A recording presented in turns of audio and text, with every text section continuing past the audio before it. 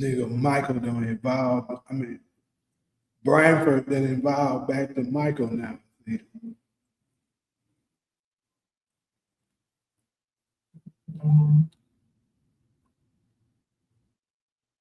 What up, Ghost?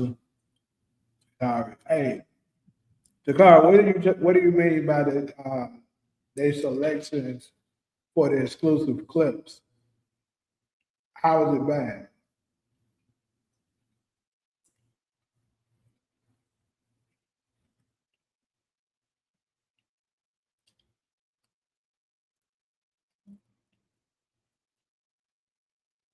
What's up, B?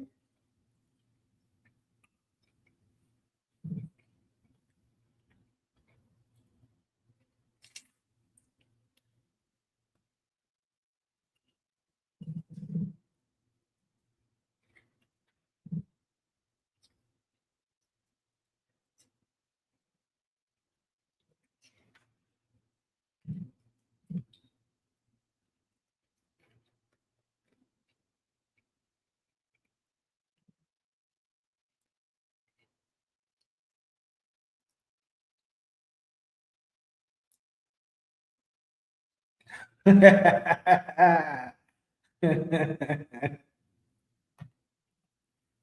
man got to be stopped.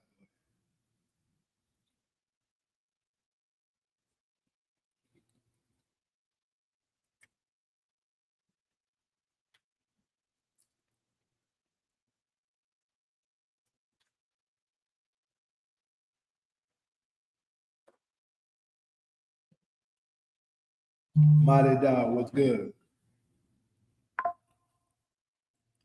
Come on, Grill, let's beat these bum ass Lakers.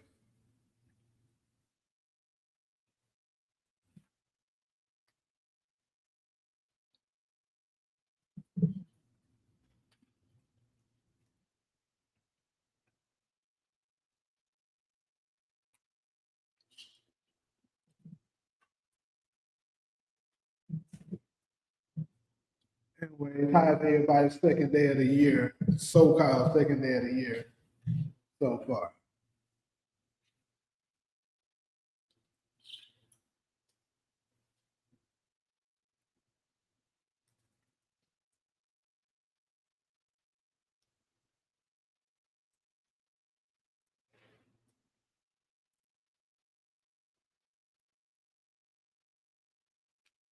Oh yeah, I got something to share with people too. Yeah, little Rich, you got to apologize before you come in here with this thing.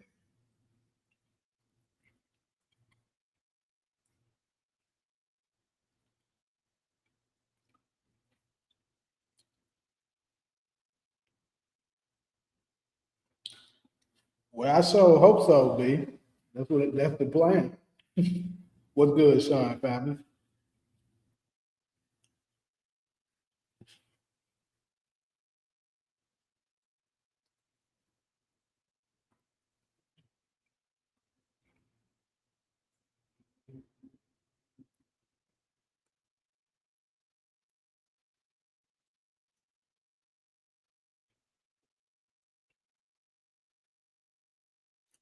I got some new information for you non-believers today too.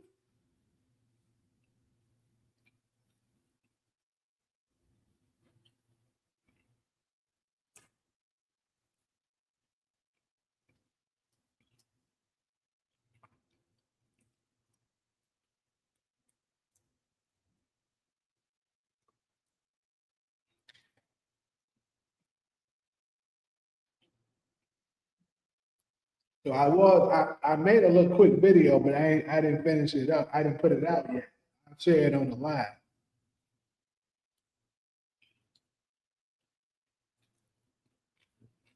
I'm trying to give people a little time to come in here.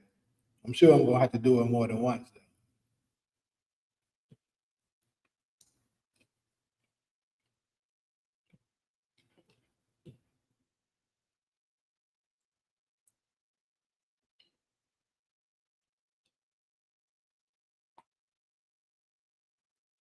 What's good, Miss 2D? Happy New Year.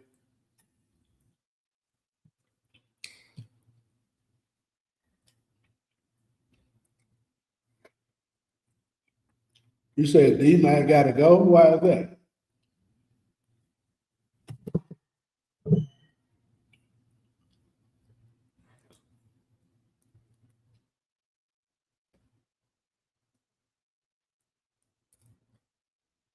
I do think at this point, D-Mac might be a liability to Tommy. That he's too reckless.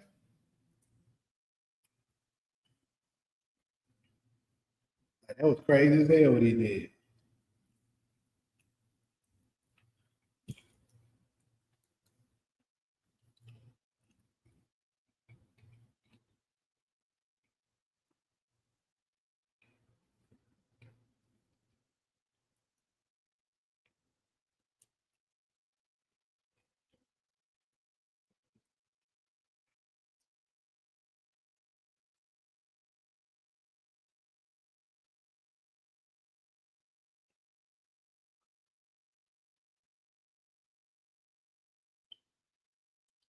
Okay, I can see the pillow talking part, but how isn't he loyal?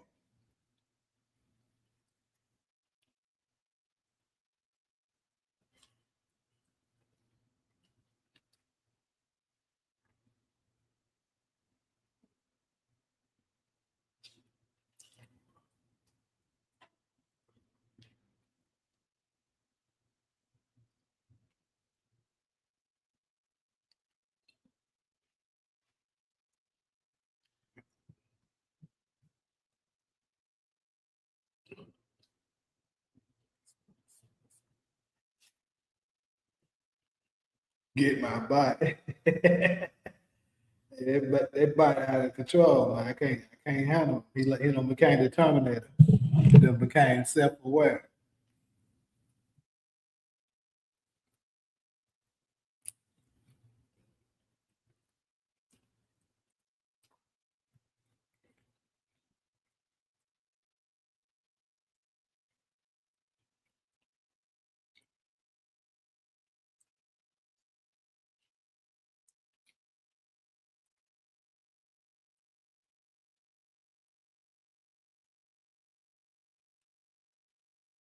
I agree with that support.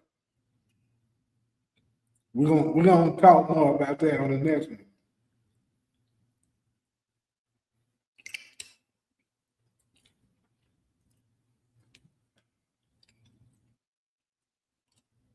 Anyways, I was hoping for a bigger audience, but you know what? I'm gonna go ahead and just start, and I'm gonna show y'all,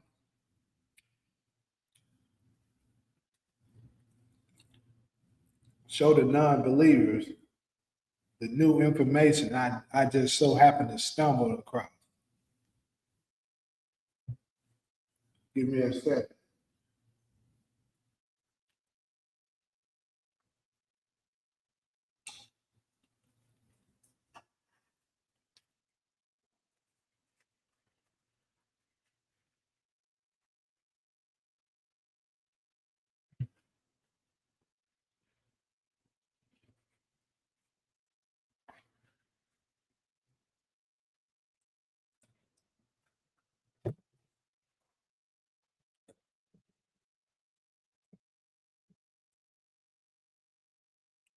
What's good, Ali?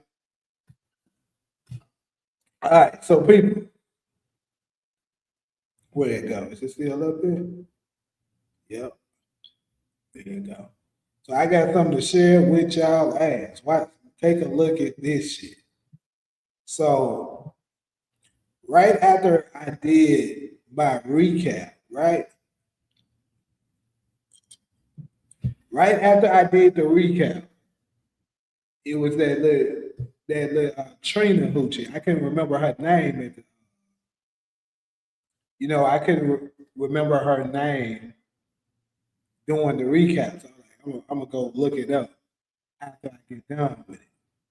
So in the midst of looking up the cast members' names, right? As you can see right here on here, I stumbled across something very interesting. Now, if ass niggas gonna try to say that this don't mean that because that's what y'all do.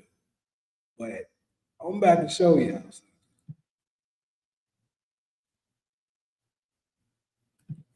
So as you can see, main cast, right? Then they got Joseph Sikora as Tommy Egan, Isaac Keys as David Diamond Sampson, Christy Lawson as Jannar Sampson, and so on, right? All the names that I'm expecting to see. All the main cast members and shit, right? Then we get to the recurring cast, guest cast people. You got Kate Egan, Bobby, Merkovich, Glad, all these good people. And then, AI fucked up and told us something. Where's Ronald? What does that say right there? Michael Rainey Jr. as Tariq St. Patrick appears in a guest capacity during the season. So we know the ugly ass niggas ain't been here in the first 9 episodes. So obviously, the favor that he's talking about, Tommy mentioned, is to Tariq people.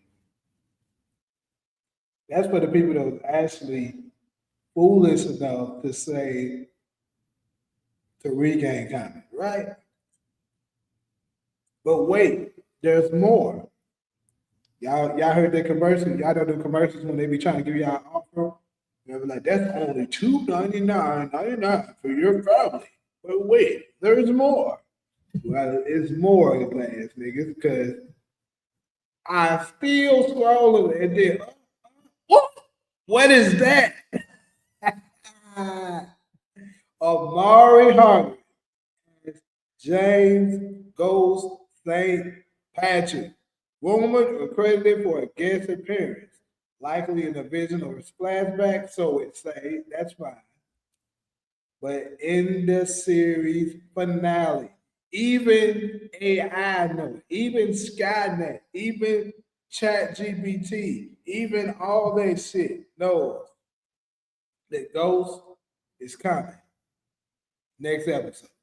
But you ugly ass niggas still want to not believe. It's fine.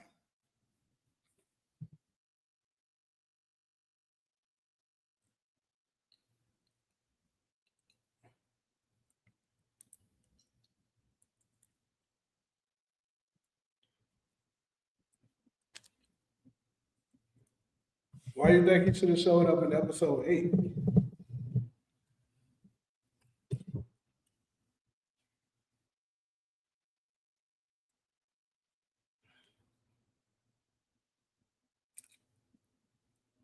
Do you think Jannard be going out script? Absolutely. Absolutely. The best of actors when they really in their zone and stuff like that you always go out script. Well, you gonna be surprised. Hey, we gonna trust AI today. Why would AI say that? Come on now. AI is the answer. Just like Allen Iverson is the answer, AI is the answer. I'm telling you. I really hope this episode is longer than fucking 57 minutes. Show.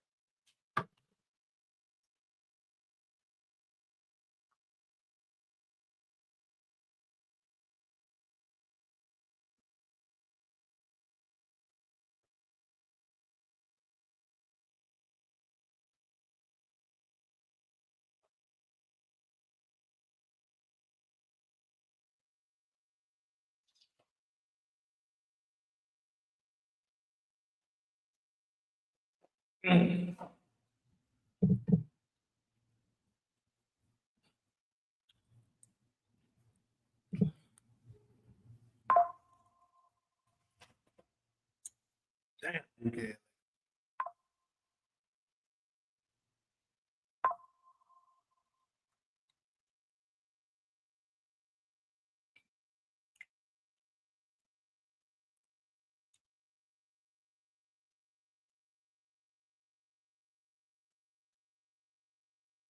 Ghost will appear twice in the finale. One is a hallucination.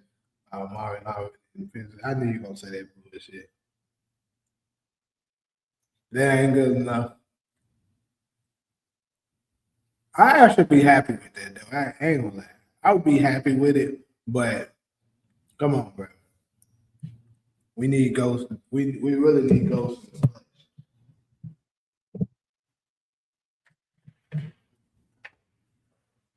But then I'm gonna really be able to flex on niggas.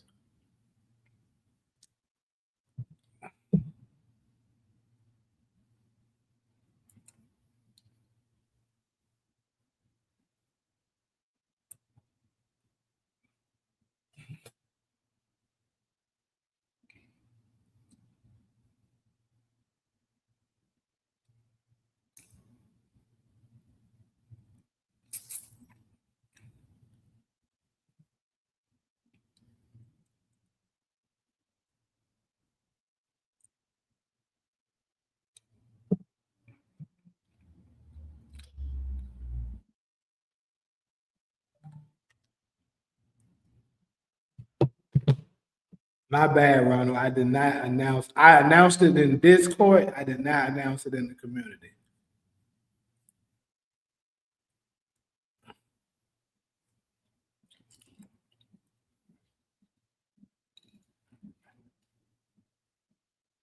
Absolutely, AJTV. But Ronald, I'm glad you up here. See, I summoned him, y'all. Y'all seen that, right? Was able to summon him. Because I got something here for you. You said you don't think Ghost nor Tariq coming up.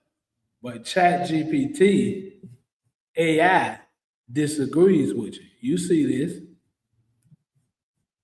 It says right here for the cast of Power Book 4 Force Season 3. Look at that date too. Mm-hmm.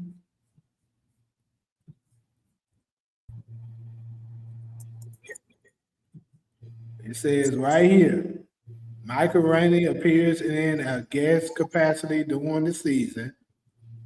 Then Amari Hargrave will come as Ghost, rumored or credited for a guest appearance. Even though it do say likely a vision or a flashback, don't matter. In the season finale.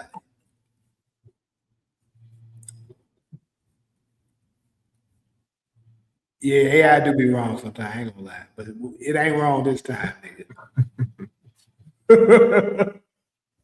I believe it when I see it. What's up, Jeremiah?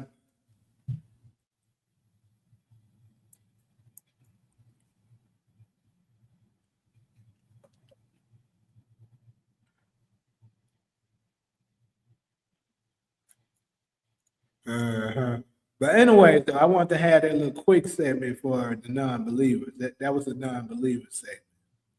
I had to add that in there because I just so happened to see this while I was doing my recap. But now,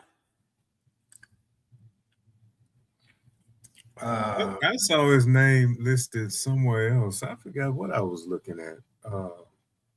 Some kind of cast list. It was a little more reliable than IMDb. Well, IMDb didn't have it.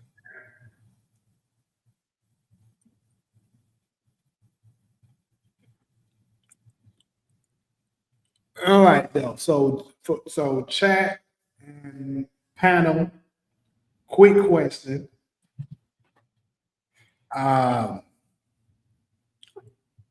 so we saw in the last episode, Mireya was on the phone with what some kind of airline or whatever the hell she was talking to, looking like she was trying to get a one-way ticket to Mexico.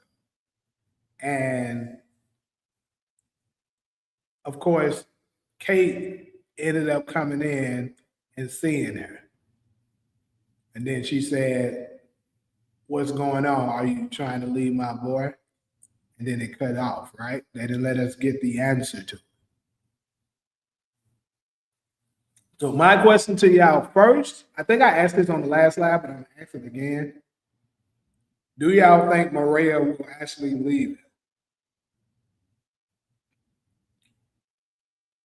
Maybe after the funeral or something.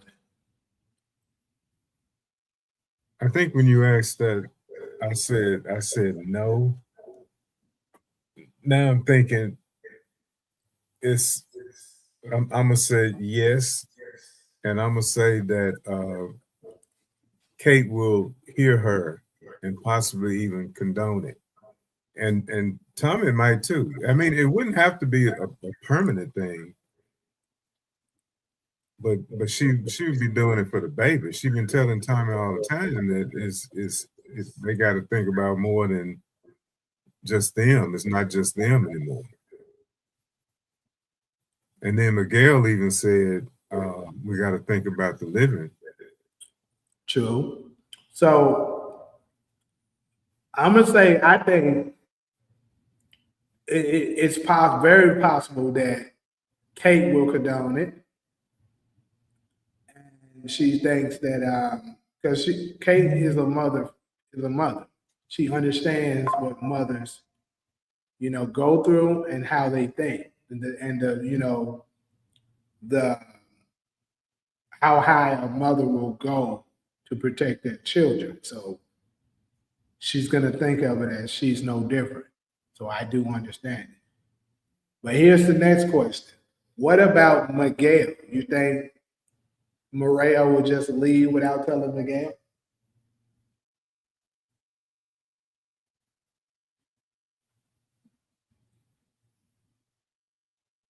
It depends on what part of Mexico, Ali. Damn, you got Mireya dying?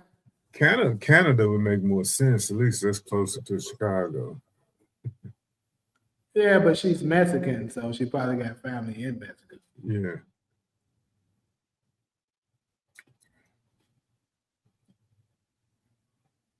Well, I guess the question would be, would she just leave without telling anybody? Like if Kate hadn't walked in on her, would she have just been gone? They just find her gone, and then she just kind of explained to everybody from a distance. Would she just up and leave without telling anybody? So I got another connection that I can make, right? Hear me out. So in season 2, when Mireya and Miguel were first introduced, in one of the scenes where Mireya was when she's a nurse, it was a patient that came in and said something about her father named Felipe or some shit like that. And Mireya said that's her father's name as well, right? So here's the thing. I know Getting to How I Live actually touched on this. That is it a possibility that Miguel and Mireya's father, or have some kind of relation to Felipe Lopez. Now I think they're a little too old to be his father, but perhaps related in some kind of way. Because we don't know. We don't know. It's Lobos. Yeah. So his name was Felipe Lobos, but I'm trying to remember what he said. He broke it down really well. But basically, he was saying it's a possibility that I believe he said he was their dad. I think they're a little too old for that. Because Mireya and them has to be at least what? Which I would say 30-ish, at least. Yeah, late 20s, early 30s. Well, I guess he is older now. Because I mean, Lobos was you could say Lobos was at least 40 something. So yeah, I mean, I guess he's older now. But here and then, how Lobos was constantly telling Ghost how he could take his place as and have his own cartel. So what if Ghost is somewhere in the Mexico somewhere with a whole cartel over there.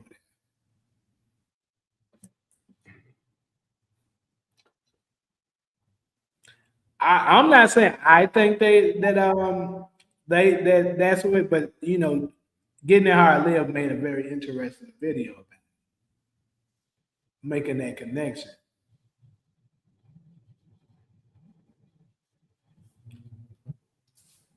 Now, anyways, though, as far as I think she would, I don't know. I don't think she would just dip out and not tell Miguel.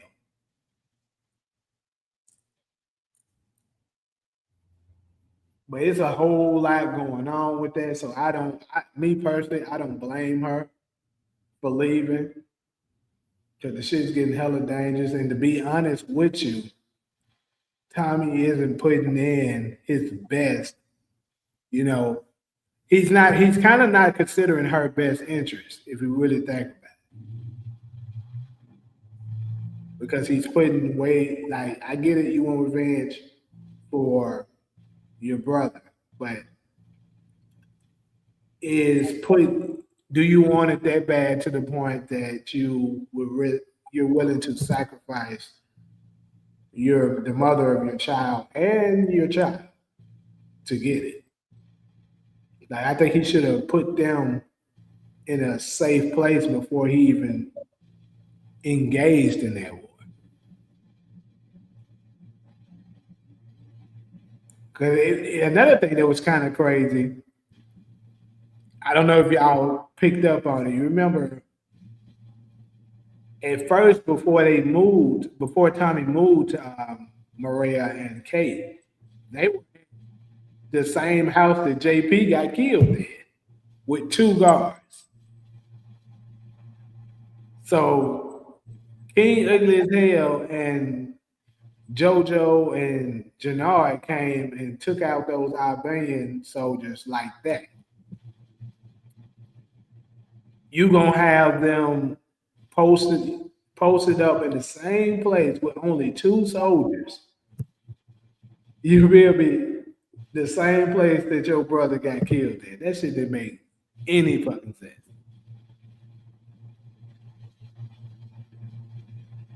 I think Tariq gonna come to save Tommy, but Tommy and Tariq are going to have a tough time. Then maybe go show up at the last minute. So I'm gonna get to that. You right, Vic ain't did nothing yet, but I'm telling y'all, wait till the end of this season. You gonna see. But so I'm gonna get to the ghost showing up at the last minute thing because it's something in the trailer that might be that I want to touch on to get y'all opinions on, at least, about what's going on here. You gonna show the trailer again? Yeah, I'm gonna show you the part I'm talking about. Show the whole thing. I will.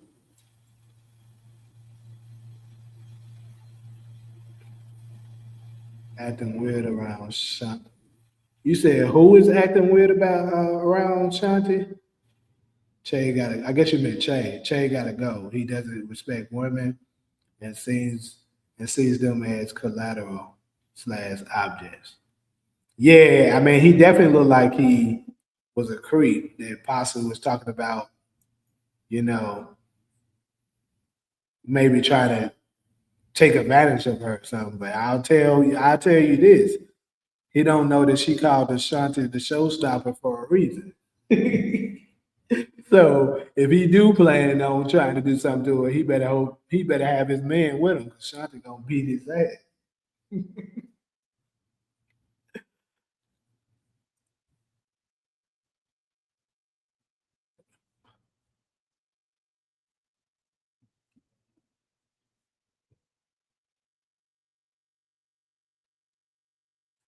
Hey, that's a fact, Kenny. That's what I'm saying. I gotta go back and look at it to completely break down how he said it, bro. Because it was like a while ago that he put this out. This was months ago. And I only watched it one time. But I do remember him talking about it. And he like definitely made that shit make sense.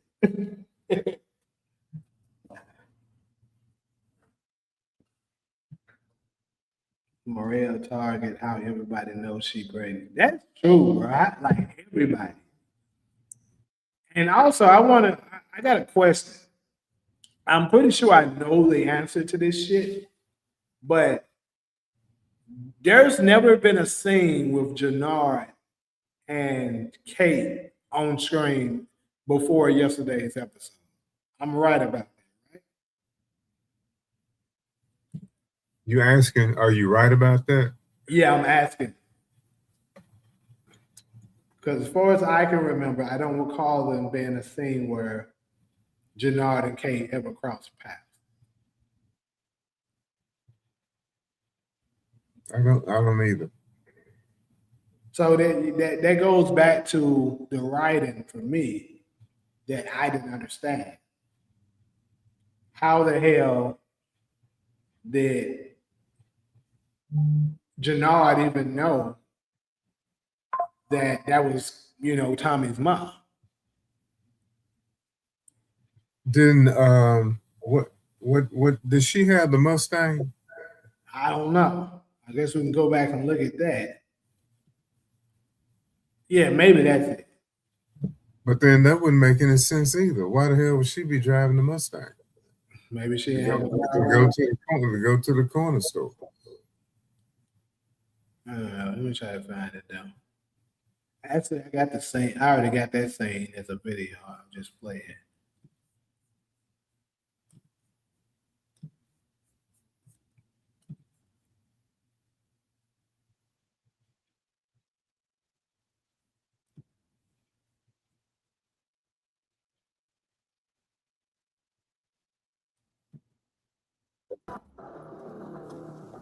MS said he might have saw a photo of her at JP's house. I doubt that. And even if they did, they gotta at least address it. If that's it. It was a lot going on. Anyways, though, here you go. That's the Mustang. That was the Mustang. You see? Yeah, that's it.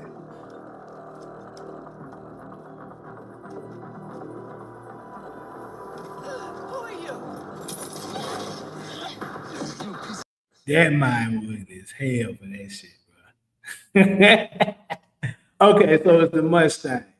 I guess you can say is what gave it away. Now what did he say? Play, let it play. Can you let it play?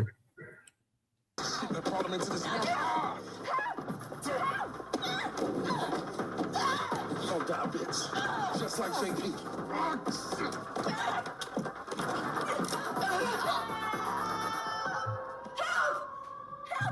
Just like JP. Yeah. I know he first said to her, you the one who birthed that piece of shit or something like that.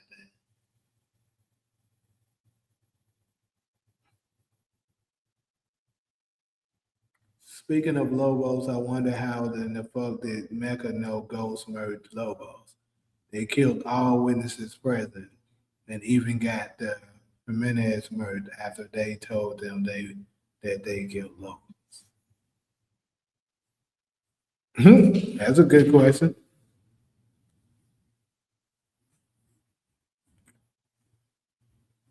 What's good, lifestyle? Happy New Year.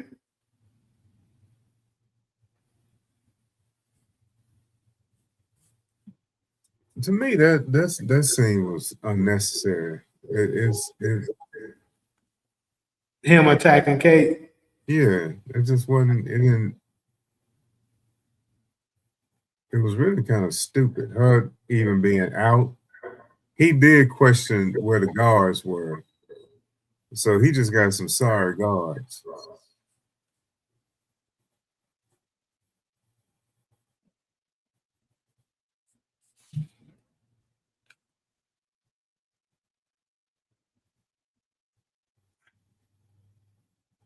Yeah, he said in the same sender, he asked her, you the one who birthed that piece of shit.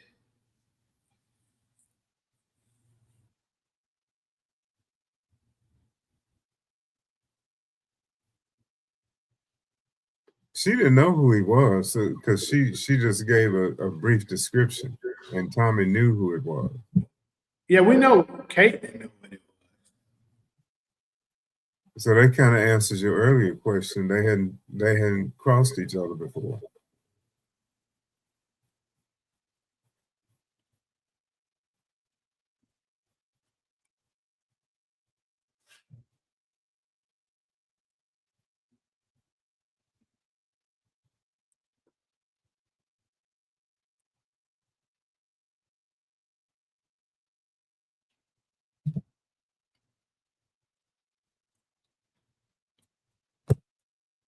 There were lots of stupid moments, diamond banging, Madam Wu, D-Max gun jamming, and him not moving out of the way to not get shot. Yeah, it's like D-Mac was going through, it's like he was just blinded with rage. I mean, I think that is a thing. Like certain people can go into there like that and forget, nigga, you can get shot too.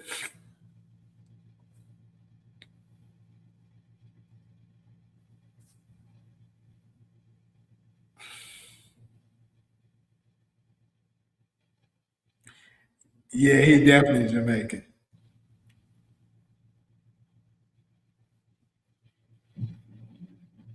Yeah, absolutely it's stupid that he's not sending him around.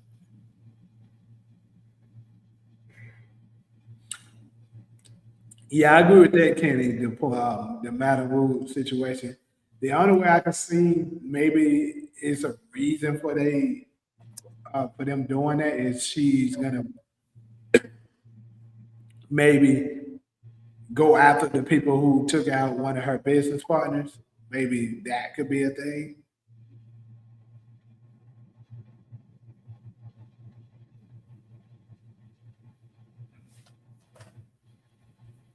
What's up, baby? But anyway, I'm gonna go ahead and head to this next one. So let's break down this D-Mac and Marshall situation. I know a couple of people had mixed reviews on this. Some were saying that D-Mac was wrong for shooting Marshall, and some believe that it was justified.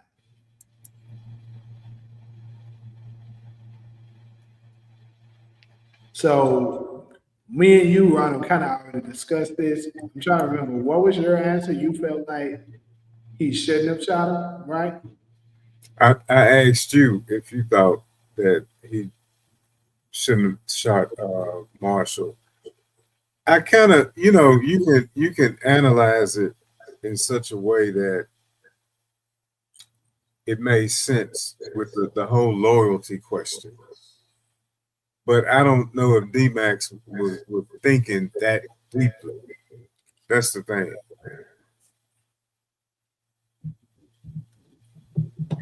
But he knew if his brother wouldn't give him Jannard, then he could never really count on him in this war. Because Marshall made it clear, I'm supposed to kill you, right? Mm-hmm.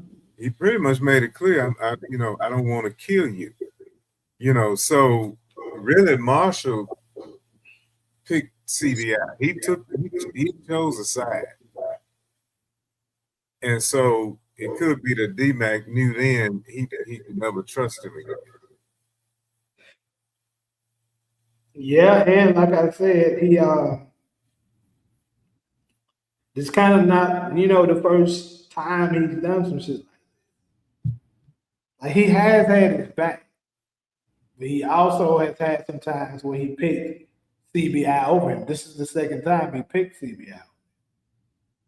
And then, he came back and apologized to him after they basically did him dirty and took him out of the deal. Because remember in season one, when he's supposed to have that deal with his cousin up in Indiana, right? Gary. Mm-hmm. But Jannard them ended up leaving Marshall out of the deal and going on their own. And that's when he went back to D-Mac. Because he pulled the gun on him then. But do you think standing right there that D-Mac thought that deeply about it? Or was it just another emotional reaction? You said you thought D-Mac did what? Do you think that he thought that deeply about it? The whole loyalty question, the future, and all of that? Or was it just an emotional reaction? Let me think on that. Kind of like what MS is saying. Darnell is a loose cannon, straight wilding, and emotionally charged.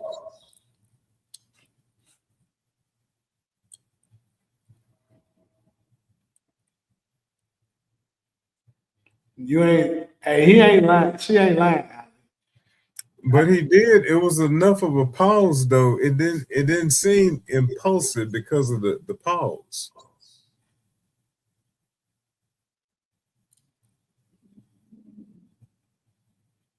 I don't know. Let's pull it up.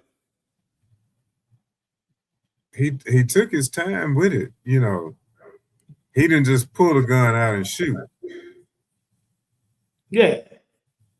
But he also was trying to ask him to For the information. yeah.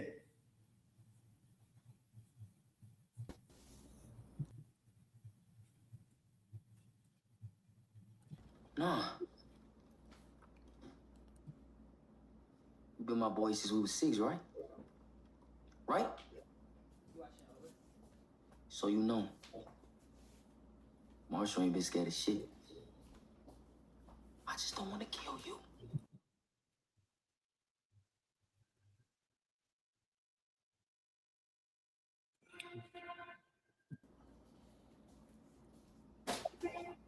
No. I can't kill you. I love you, bro. But I can't fuck with you no more.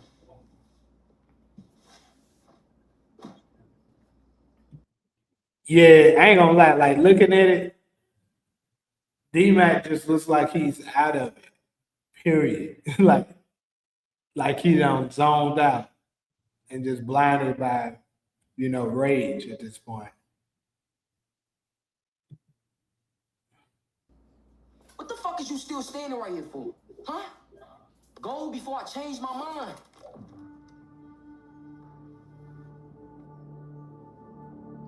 You need to tell me where the fuck that nigga at. Tell me. I'm not playing, Marshall. I love the music, the suspenseful music. I can't. I can't. So, quick question in between this. So, if let's say Marshall was given a second chance, right? And he knew D-Mac was willing to actually shoot him. Because I think at this point he was like, he can't do it. Just like Marshall wasn't able to shoot him. Do you think if he knew D-Mac was capable of taking him out, he would have went ahead and gave Jannard up?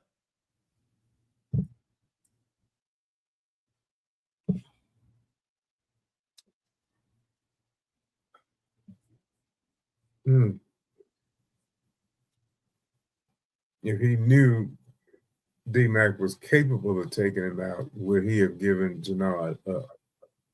Yeah, because I think, in my opinion, I think Marshall only said, he can't do it once he was asking him to give him up because he felt like D-Mac wasn't going to kill him.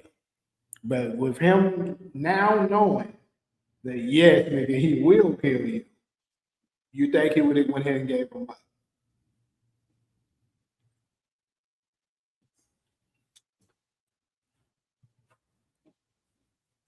I mean, to save his life in the moment, it would have made sense to give him up. Well, some people are loyal to the soil, and they just not like But that. You're not gonna but snitch. the whole thing, the whole point, I think, is Marshall's strength of character. Is to me, the scene is more about him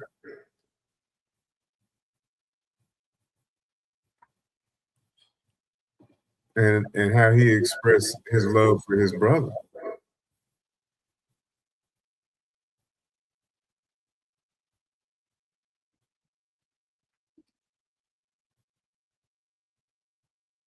So, is anybody in the chat feel like D Mac was wrong for taking him out?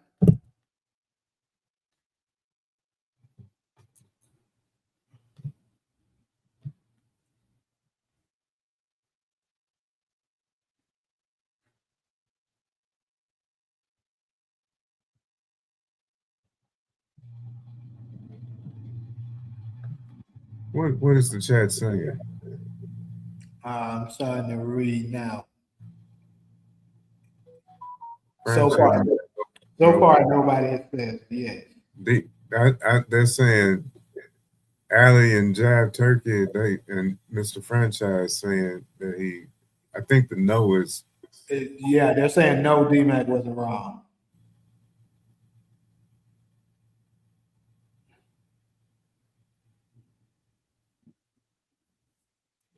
See, I had early on predicted or theorized that Marshall would take out D Mac, but under different circumstances. I didn't see this coming, this face-to-face confrontation. But I thought once Marshall was in CBI, something would happen where either Marshall was a threat to a family member or something. But Well, I didn't think D Mac would kill him initially. I mean, I did think, but in the beginning, Marshall was going to die. But I thought it would be, done differently. I thought it would be by the hands of Janari.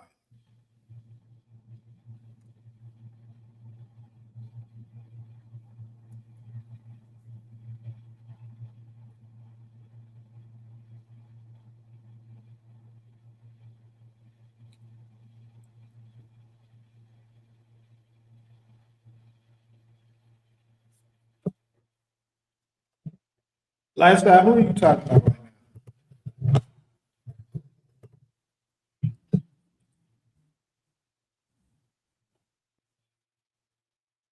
Pull up what Kanan told Tariq when he asked why he killed Sean. I ain't gotta pull it up. I know these things. He said he killed him because he was disloyal.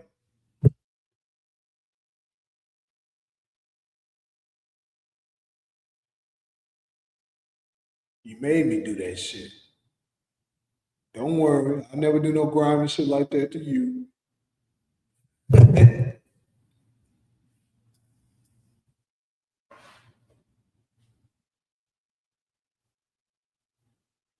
Shanti and Miguel will witness Ghost and Tommy kill Che. Hmm.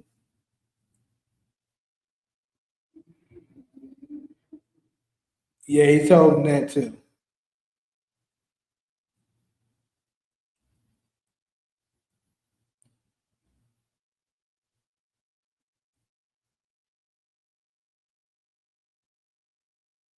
I would have liked to seen him have more remorse about it and grieve for it more than just running a Genesis with a lot of rationalization.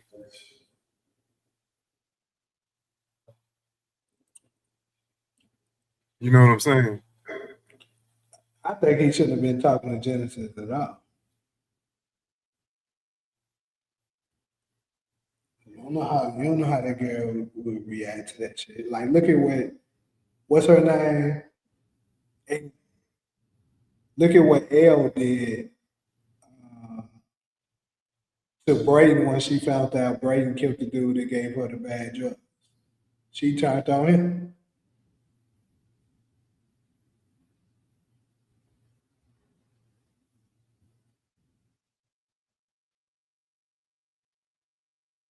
A lifestyle, you started to touch on what I'm gonna go into. I was gonna touch on that. I told them earlier that it's a saying that I'm gonna show them.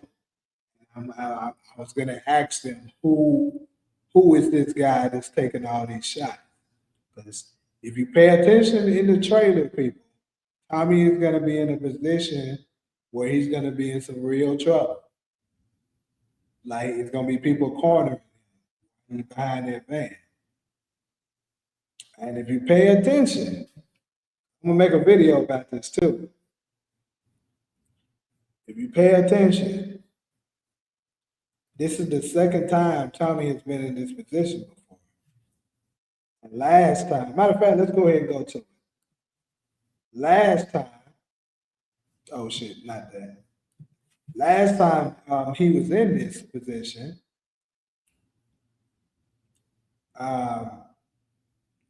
guess who came and saved him? It was Ghost. So let me pull up the trailer real quick so I can show y'all exactly what I'm talking about.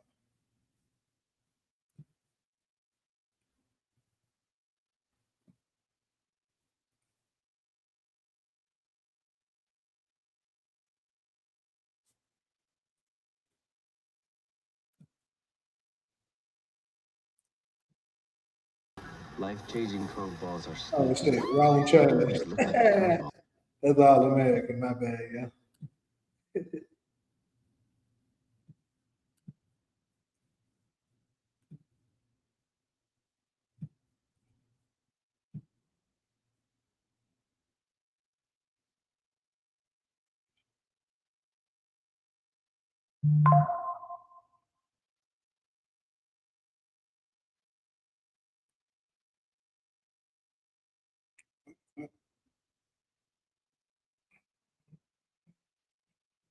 Go this bullshit because I can't find it right now. Hold on.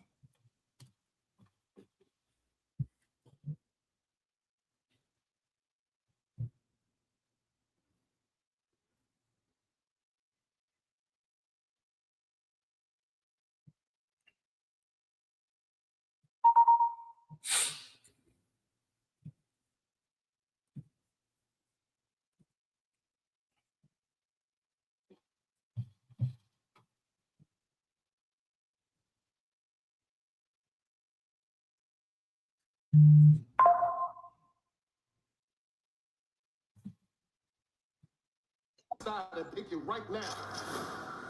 Janelle ain't gonna stop till he takes everything. I believe you can win this one. I want justice for my wife, Smyrna. Let's take Tommy fucking Egan down. All right, let's go.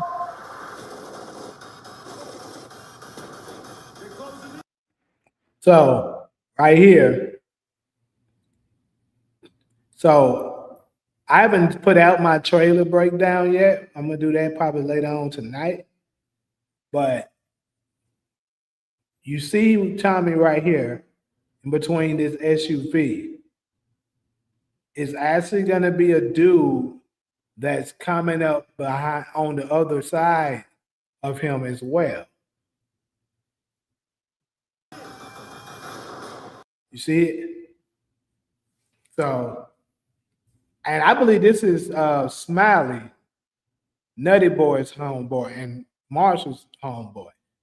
That's who this looks like to be. This is Smiley. And then you see this guy here. He was sneaking up on Tommy, about to get him. So it was Nutty Boy's homeboy, Smiley, who was at the top here. So the question is, who is it that took these guys out before he got to get to Tommy?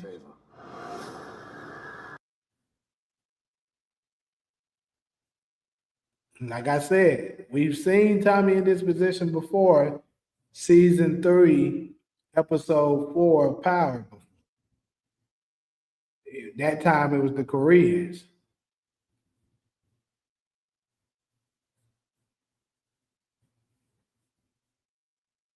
Anybody want to take a guess of who y'all think this guy could be, who it could be that saved Tommy's ass right?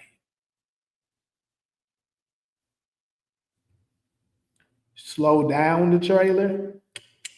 I don't know if I can slow it down from here. Now, let me see. If I pull it from somebody else's channel, I can slow it down on YouTube.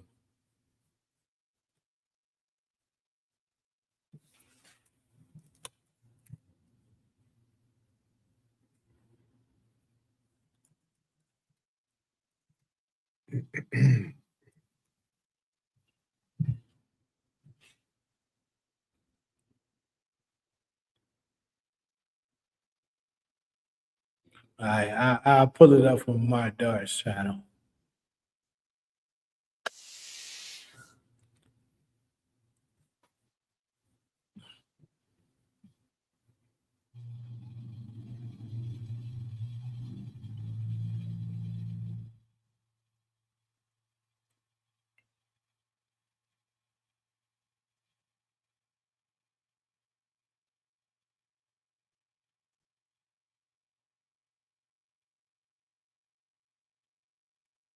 What the fuck? Where's that at? It don't show the speed there.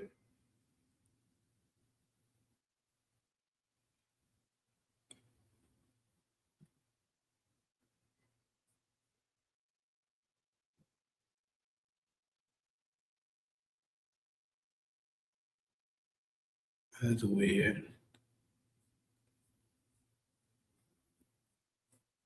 Oh shit, it's down.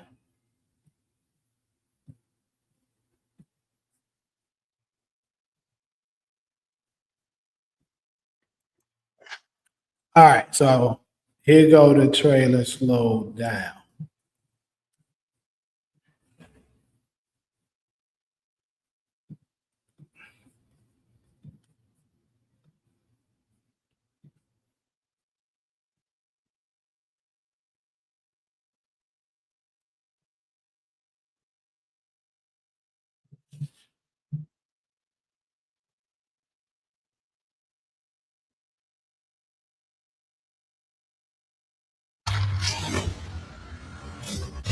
Oh, And my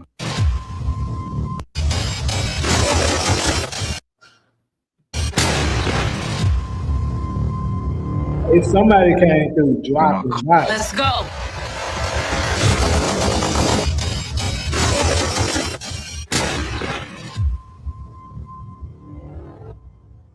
am I calling a favor? I believe you can win this war. They're closing in. All right, let's go.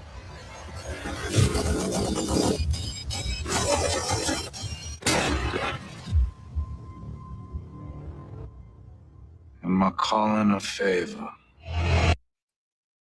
all right.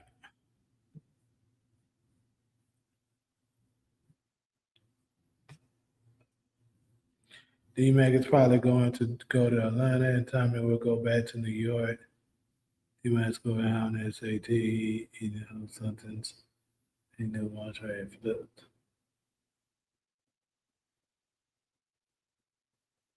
The dude passing out the water bottles is gonna kill Jannard. That's an interesting take. I mean, I don't think his character big enough for them to let him be the one do it, but hey, maybe. After the last episode, I think he's big enough. But Nah, if I had to bet on it, I'd say Raheem. just before shooting, D-Mac basically realized Marshall had made peace with Faye. D-Mac would be taken out, and that Marshall was more concerned with not wanting to take out D-Mac himself. So now an enemy. That's an interesting take. Finally, Tears gonna be answering. I think that's it, really. I think that he said that very well. Yeah, that's why I said very interesting. What's up, non-believing? I showed something for you earlier. You weren't here.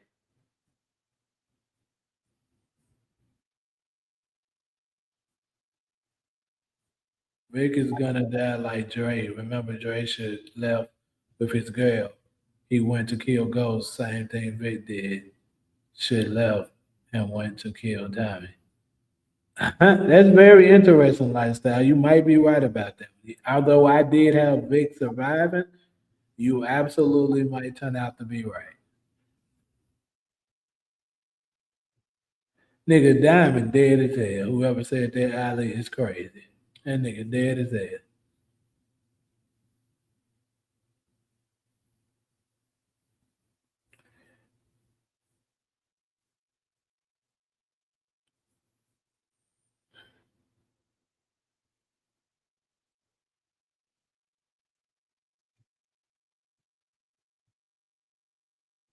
Somebody said that last thing in episode 9 revealed how soft D Mac really is. He didn't take out nobody during the biggest shootout of the season and got popped. Look how that nigga killed his friends and unarmed people. Tariq saving him like father, like son. I knew a lot of people would direct and say Tariq. Oh, look at this other non-believer.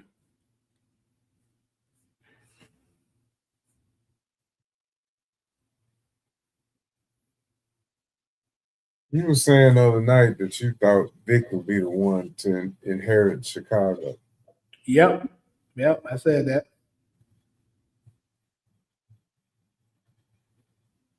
Do I think Unique will still be alive after Raising Canaan ends? No, I do not. I don't either.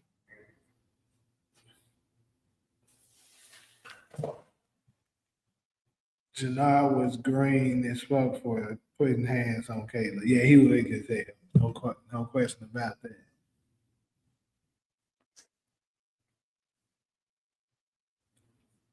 You ain't lying. Manny first ain't showed up at all. Cruz either. Huh? Cruz haven't shown up either since what, episode 7? Yeah, he in this episode coming up though. The finale.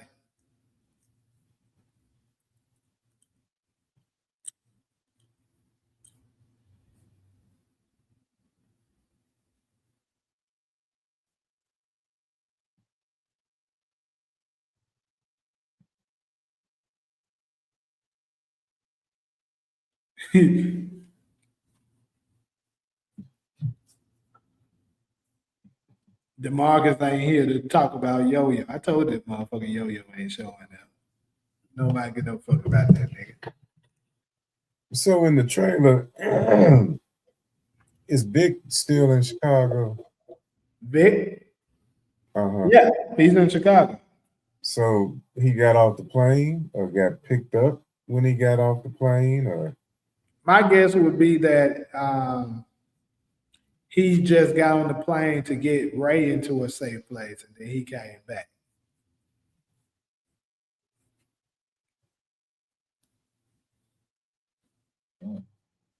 Why you think Ray's a wasted character?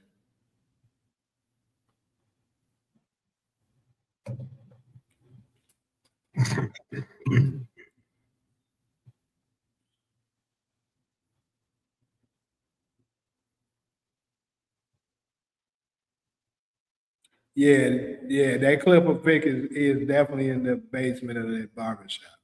so he gonna join forces with Jannard? Yep. And I gotta answer. So I was gonna make a video on this, but I'll go ahead and share it on the line. I think I should have made this a topic too. It's crazy. So remember, we kind of touched on Shanti betraying Tommy. What is for before I share what I was going to say? What are people's thoughts on that? Do people think at this point, after episode 9, that Shanti could potentially go ahead and remain loyal, or do she still got another play at hand? She just waiting, but ultimately she plans on backstabbing Tommy and trying to take over. Shanti has played the long game throughout. She's smarter than these knuckleheads that she's dealing with. That's acting on their emotions all the time. I think she would. I think she would betray anybody to get to where she want to be.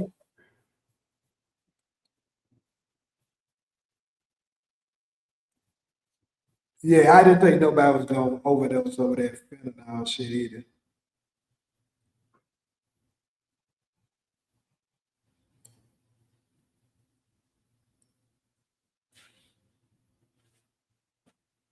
So it looks like majority of you guys so far. I'm still waiting on it. Everybody go ahead and share your answers. Will Shanti betray Tommy or not?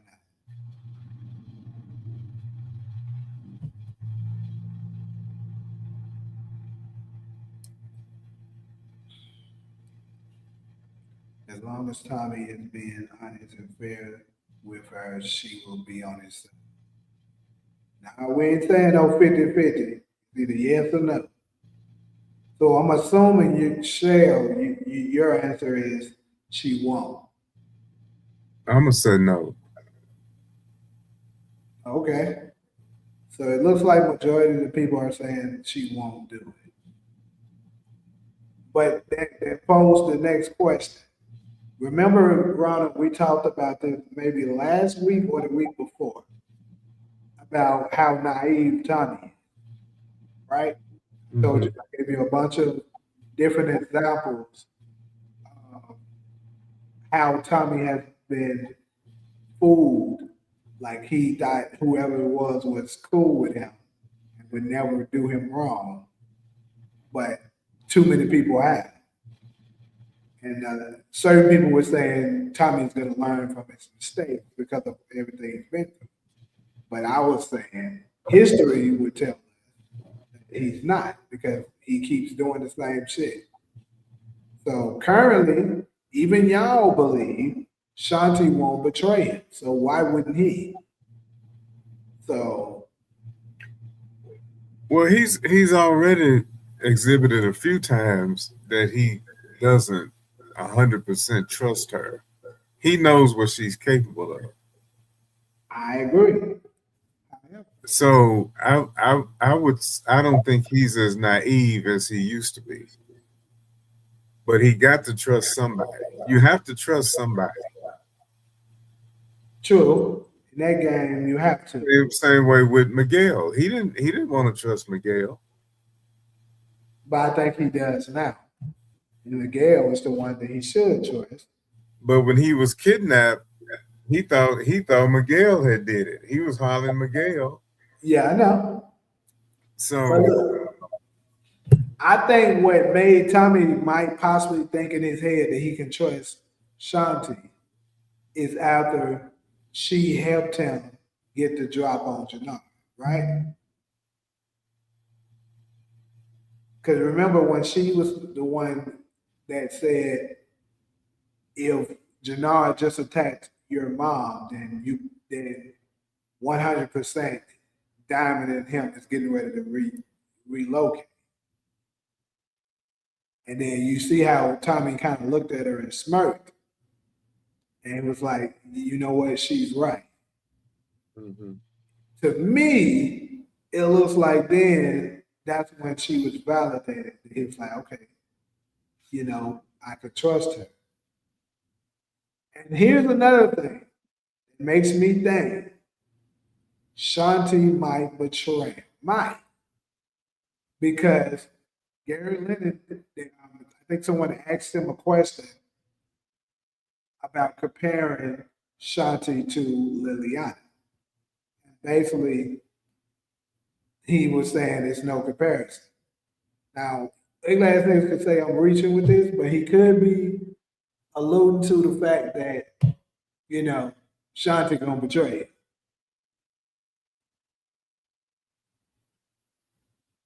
Also, keep this in mind. Do y'all think Shanti not have any feelings for Jannar anymore?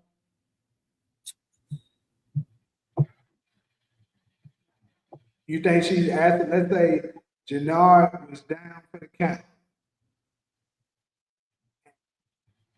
She got her gun in her hand, Jannar's on the ground. She can give him the final bullet. Or she had the option to let him go. Would Shanti finish him, or would she let him go? It would depend on the exactly the situation. Yes, she would get rid of it. Okay. If that would advance, if that would see, I keep thinking about Shawnee as a the role of a chess player. If you got to let something go, you're gonna let it go if it's gonna advance your position. She's got feelings for him, but that doesn't mean she's stupid enough to stay with him.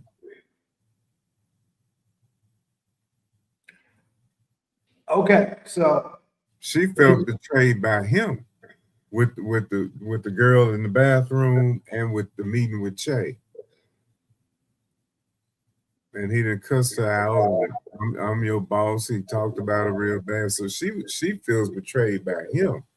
So he's out. It's just I don't know about that, yeah. I'm just gonna go ahead and just say I don't had girls that don't told me, said some shit to me way worse than what Shanti did.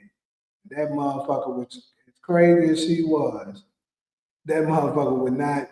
Let me tell you, all I'm gonna say it's some twisted, it's some crazy toxic love, and they could have some of that going on. Shanti to me is smart. I don't see her as that kind of. No matter how smart you are, sometimes I don't. I say this. I say that to say that I don't see her as one of them women that would just settle for being abused. you think Janelle was abusing her. Well, if would keep running back to him, I mean, yeah. I mean, one could make a There's strong. different forms of abuse. I'm not like because she smacked him a couple of times more than he I'm not talking about physical abuse. I'm not either. I'm talking about verbal. But Mental. if she would have keep going back to him to go through the same shit over and over again, yeah. I don't see her being that tight. But bro, she had verbally and mentally abused Janard throughout the show. I think anytime you're telling somebody that you ain't nothing without me, you you a manipulative, mental abuser. So she definitely told him that. And then think about it. Anytime he was saying something, she was constantly basically like even so she was talking about our plan. But to be honest, that was her plan. He didn't really want to do that shit. He was just going along with it because he liked her. But he didn't really want to do that shit. A lot of the shit she was talking about. So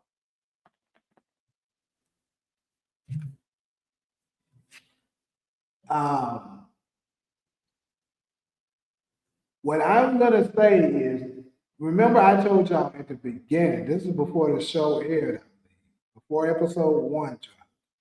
I said it could be a scenario where all the Chicago people come together and be like, Tommy is an outsider.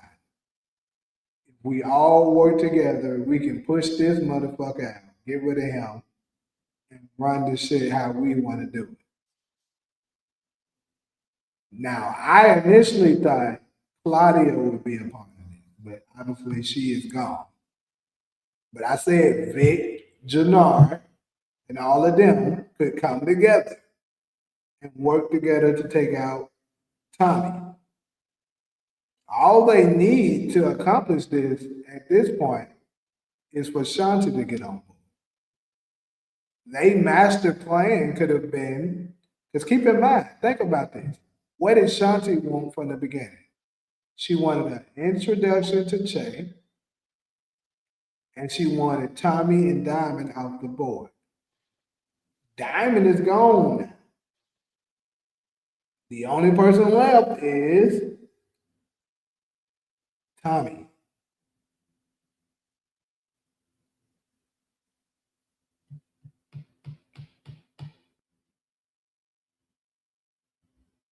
Because think about this. Y'all think she just changed her mind all of a sudden?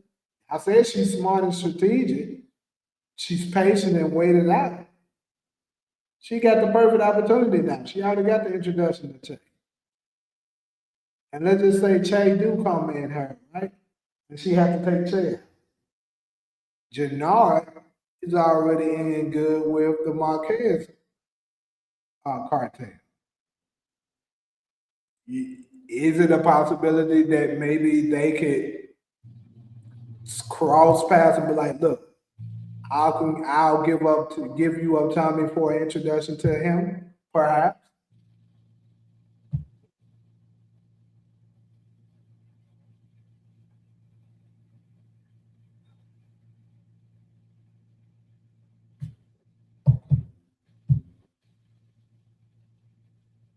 Tommy is not about to start smashing Shanti, nigga. You can stop that. Now that right there, I'm gonna wholeheartedly disagree.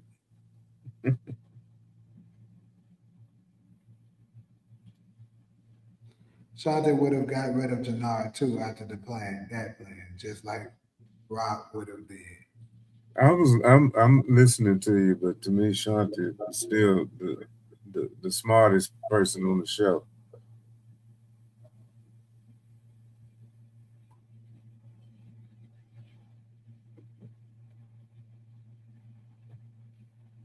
I haven't seen her do anything reckless. I mean, Tommy is smart, but he's done some reckless stuff too. I just haven't seen Shanti be reckless. Everything she does is with purpose. You see what I'm saying? It's just like I'm gonna go back to the whole chess thing again. It's like if I'm teaching or coaching somebody on chess, is one thing I'll always tell them. Now listen to this, Jay. See if it makes sense to you. Even if every time something moves on the board, no matter what it is, the whole board has changed. Mm-hmm. I don't care what moves, what good move, bad move, whatever. Then the whole board is changed. You have to look at how all of the pieces are relating to each other and to those squares. It's really all about commanding squares. And to me, she does that. And you have to be able to adapt. And if something throws you off, then you got to come at it a different way.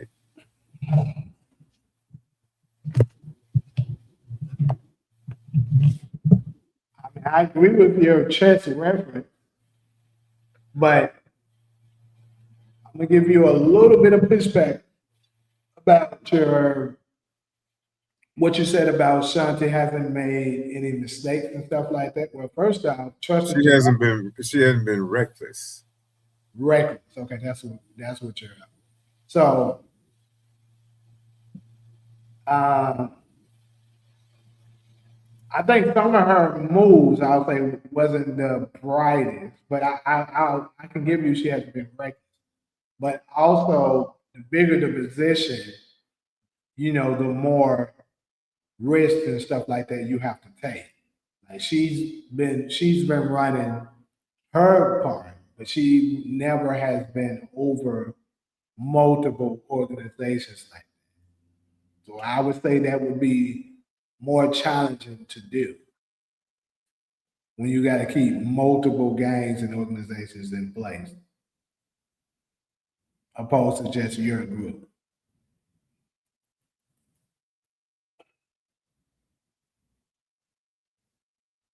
Hmm.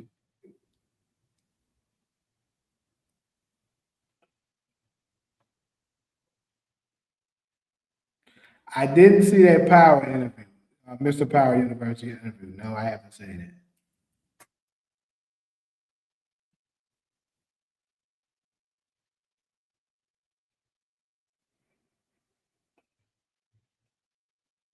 Hey, I didn't say Shanti's gonna die. So I mean that doesn't.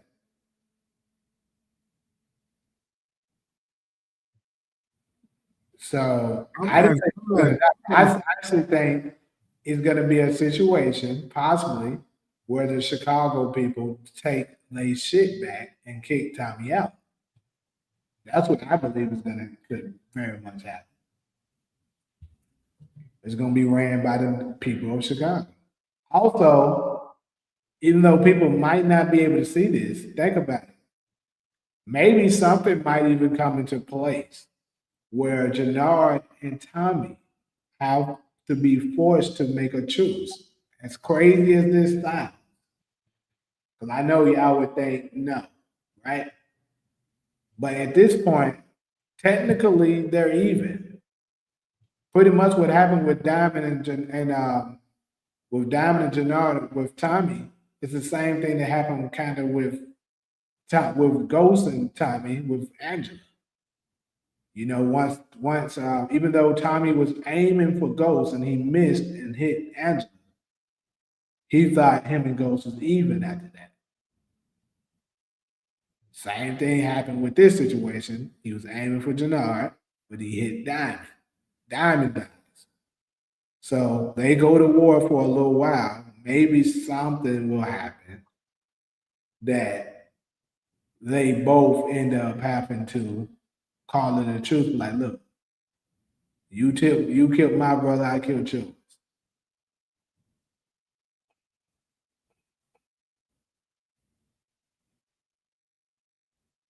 I think it's a lot. So much of it is going to come. Well, we're in the 10th episode now, but so much of it is going to come down to that church scene.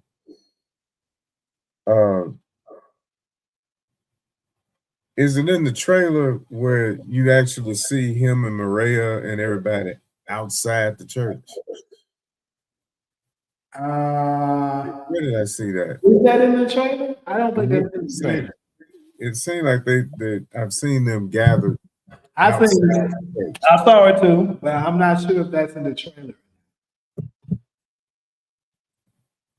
I ain't never like trailers. Oh, I love trailers.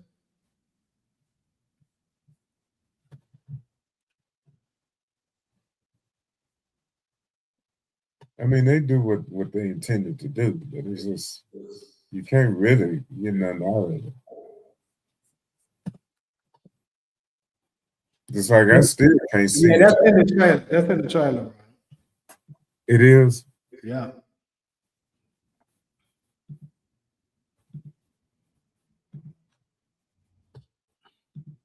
I'm gonna pull it out, the image you're talking about. I think if they don't let Mireya leave, she gonna get killed.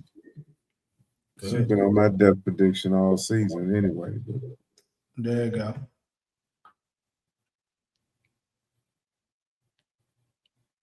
So here's another minute segment we'll do. Hold on.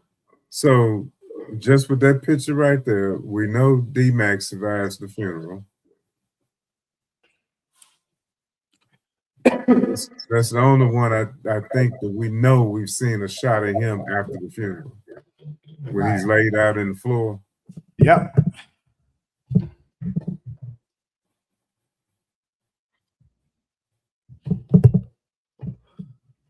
But you could also see pictures, you know, laying beside him, what looked like to be like a younger version of JP.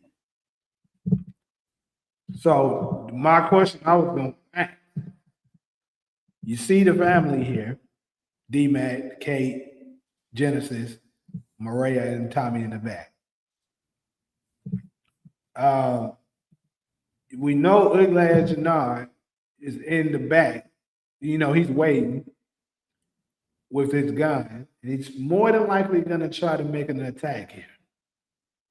Does anybody end up getting a fatal blow? We also see Cruz and Miguel.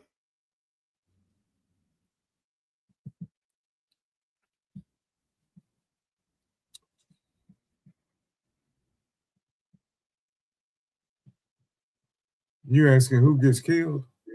Yeah, I'm asking, do y'all think anyone get killed?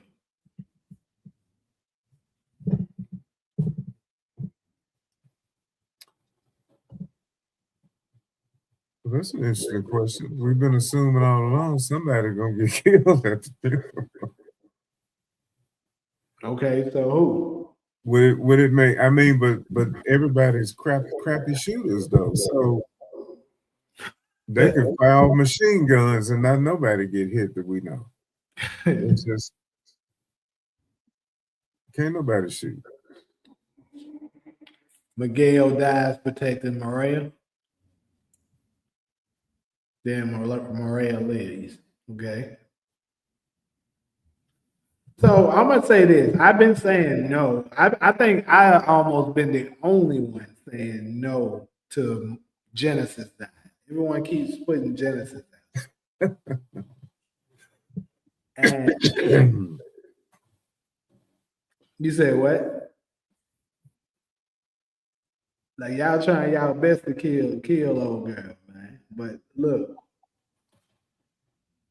when D-Mac was laying down, laying on the floor or whatever with the pictures right there, I just think maybe he would have had some pictures of Genesis. Maybe, I don't know. Maybe he would have had some pictures of Genesis out there too if she would have got her ass popped after their funeral. Kate dies after the funeral. Might say the priest. So he laying in the floor, right? Is he got a gun in his hand too, right? Yeah.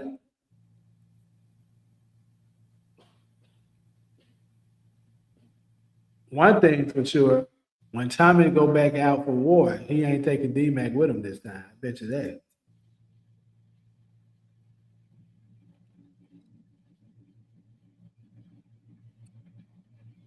Okay, let me. Okay, somebody just triggered a thought in the chat about long as D-Mac, who's that support? Long as D-Mac in the game, Genesis is collateral damage. What did he tell her when he went after he killed Marshall? And he said, she said, "Did you do some gangster shit?" And he said, "I am a gangster." Then he said something like, "You're gonna have to get used to it." I think he did. That might have been a foreshadow.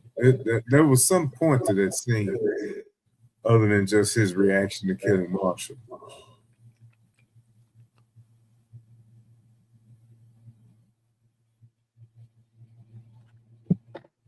This man said 7:15 in UK. Thank God I took cold last night. I hate KD.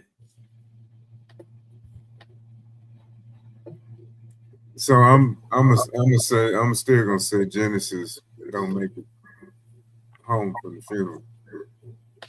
Y'all gonna stop trying to kill Genesis, man. Don't worry, Genesis. I'm rooting for you. We're gonna make it to Spellman, and we're gonna make somebody out of it. Well, we know we're not gonna get another college spinoff. So I guess D-Mac could go to Morehouse and set up a drug organization.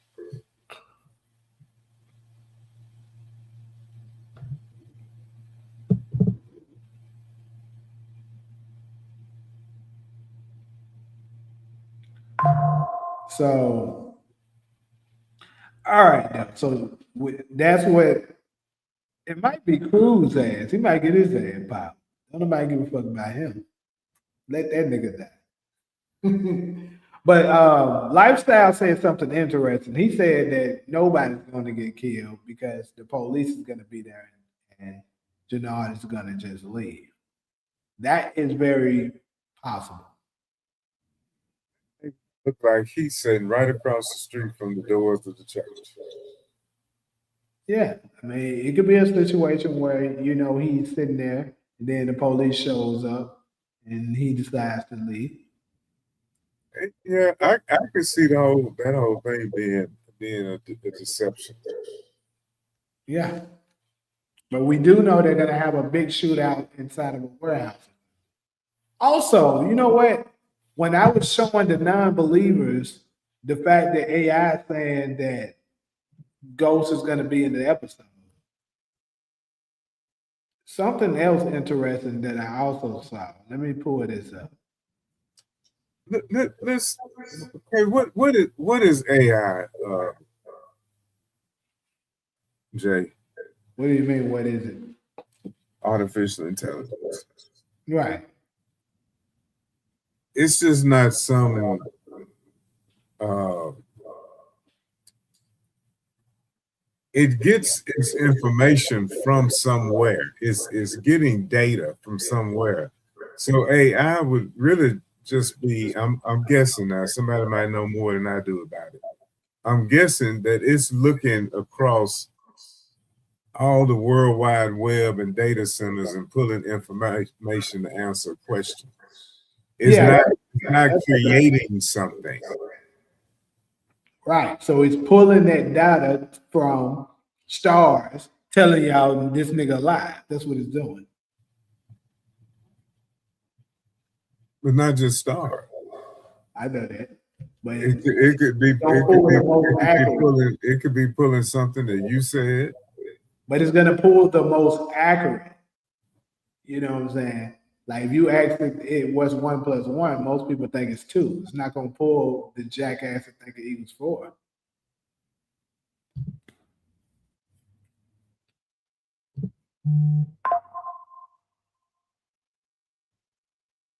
But anyway, though, what I want to say is what I want to show at least is what it says for Bobby. It says a dirty Chicago cop for his description. I mean, as far as what they showed us, Bobby is a clean cop, right? Right. So there would be no date. Where would some data be to say Bobby is a dirty cop? If somebody has been putting that theory out there in the universe or whatever, it could pick up on that. Very much possible. Because I know Getting How I Live was putting a theory out there, possibly that he might have some kind of connection with the 9/7.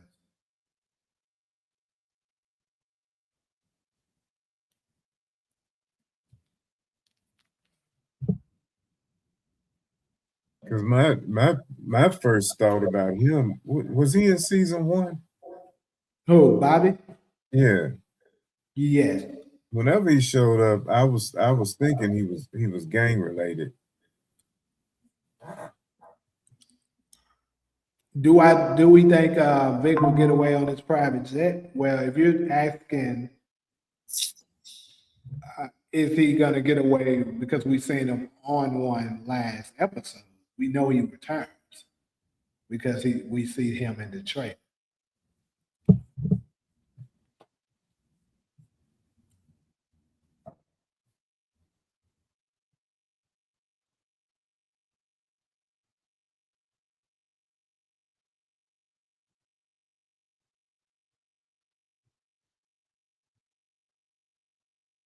I thought D-Mac's last name was Gibbs. Last name was what? I thought his last name was Gibbs too.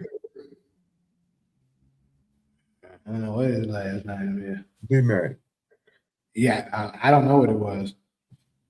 When he Donnell Gibbs in the phone when Kilo looked his name up. I don't know.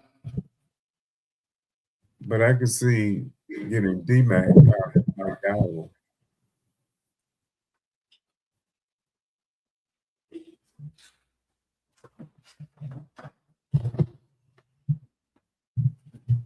They should put the characters' names in the opening credits.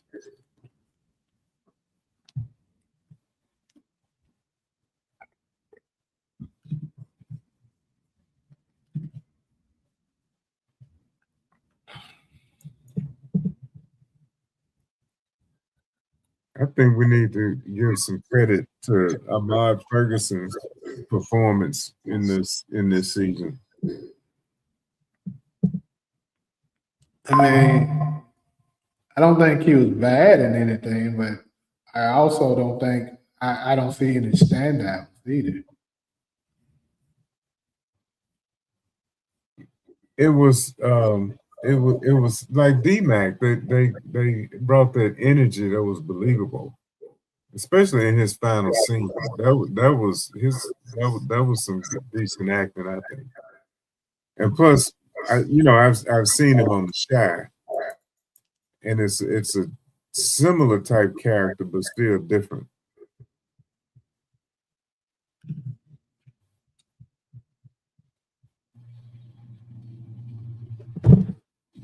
Bobby will go to prison for Stacy murder.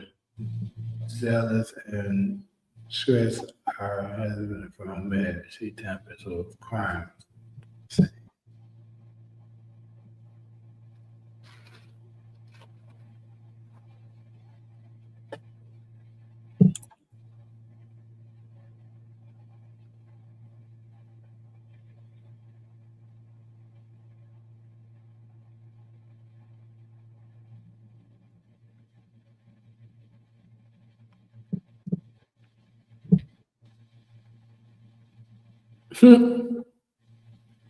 What you got to say to Kari's comment, Ronald? He said D-Mac isn't a good actor. He a goofy. I mean, I just disagree.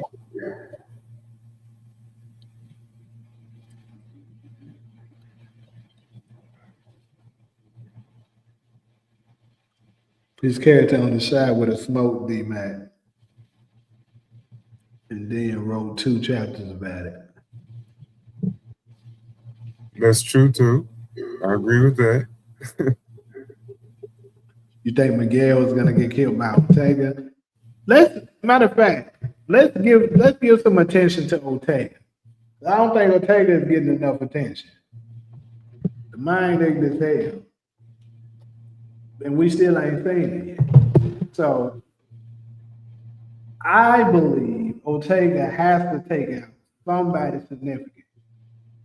If you had to bet on it right now, who would y'all say would be Ortega's victim? Jaynard. Janelle. So just curious, what would be his reasoning for taking out Janelle? Because then what was the arrangement? He said he already had a knife to his throat. He would have to take out, like, leave Tommy to me or something like that. Yeah, he told him Tommy is his kid. Right now, Jaynard is going after Tommy, right? Mm-hmm. Diamond is dead. I mean, I think it would make sense. Yeah, it's crazy how, which makes me think, that's the reason why I keep saying, I think possibly the first half of the show, of the episode, maybe would be the war between Tommy and the CBI members and stuff like that, Jannard.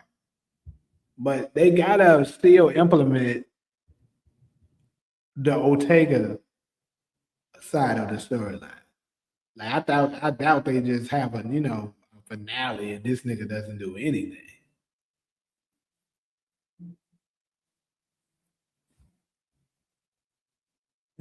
See, this is when you need more than 10 episodes. Yeah, it seems like it, right? So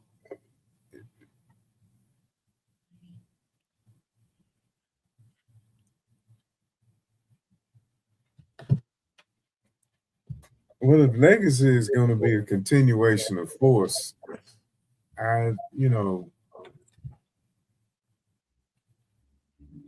could happen. But right now, we don't have time for a lot of stuff. Like The 9-7s haven't come back up. Where does Madam Wu fit in? Like you're talking about what's gonna happen with Ortega and Che.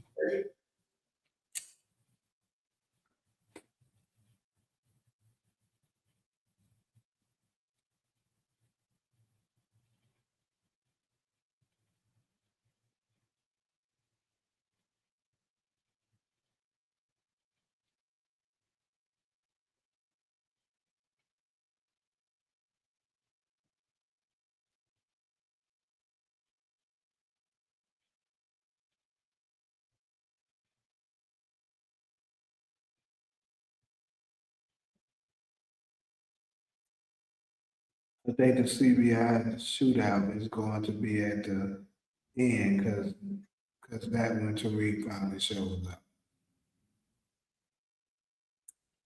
So you think the favor has already been called in, and Tariq is on his way. So, Kenny, you think the trailer that I just pulled up, right? That the person that's taking out all those people, basically, you think that's going to turn out to be Tariq.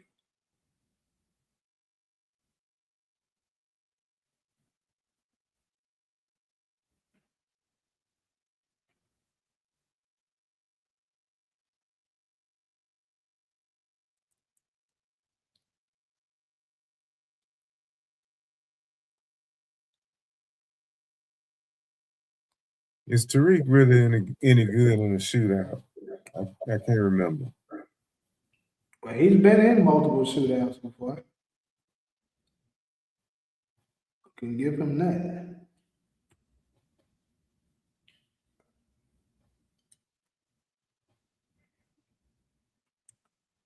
I mean, The worst one he was in, if I recall, was when Brayton turned the lights out or something.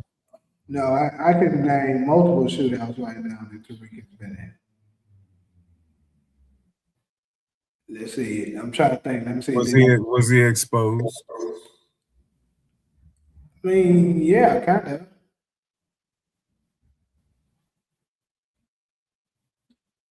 Like massive shootouts.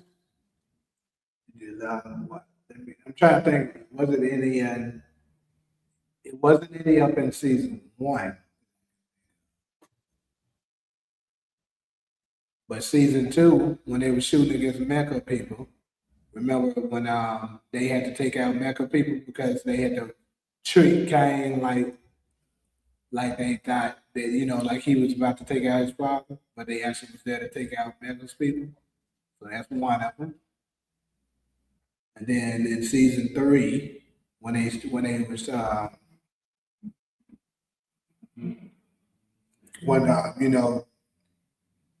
I guess you could say that little mini shootout against Cain and them, if you want to count that. But season four, when he shot against shot up Noma's people.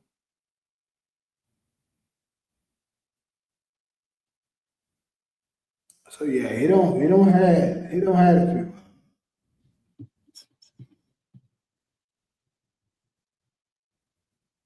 Shut up, Noma's people. Are you talking about when Anya got killed? No, this is when Anya was in the car. This is episode one. Anya was in the car, and they shot up all the people trying to get to her, but the dude drove off with Anya before they got to get to her. Hmm.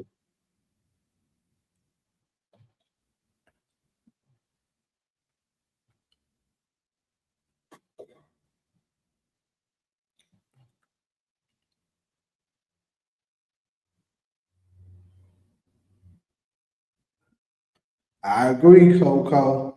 Raising Canaan is the best one. You see that, Yeah, Jakari? yeah, I watched Raising Canaan twice.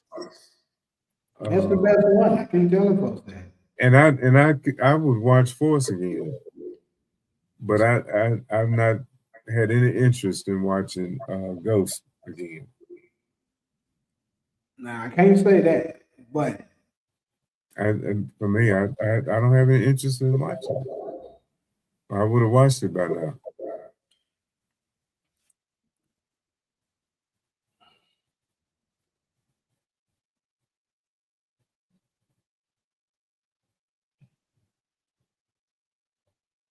They dropped the ball on too much stuff. The worst part about Force to me was the Daria storyline. Yeah, that's before Gary Lennon was over the show. And he's a recovering addict, you know.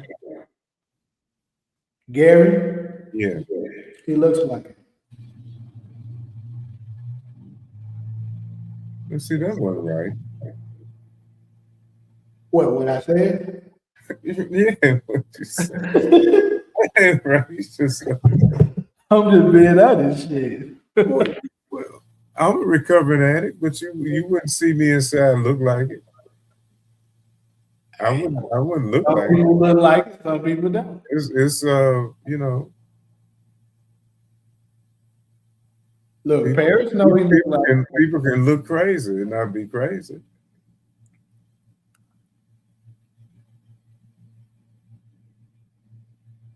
But it could say something about his he would be that expert on AA meetings. And that's why I was saying the other night, I hate that Jannard and Diamond will go down in power history as Junkie Jannard and Drunk Diamond.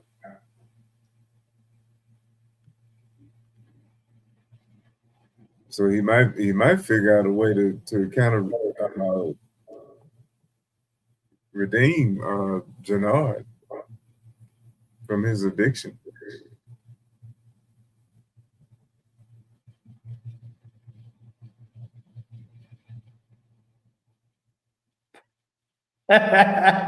You saw what Kenny just said. That's crazy.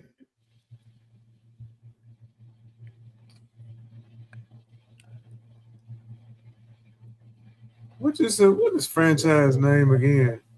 Kenny. Kenny. He must be a YN. Yeah, he definitely is. Okay. I don't know why he be trying to roast me or something. I don't know. He do the same thing to Taj when he come up here.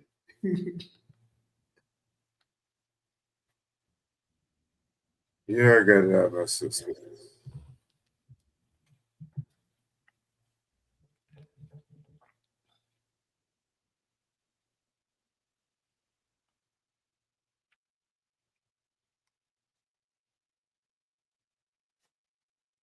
Okay, so all right.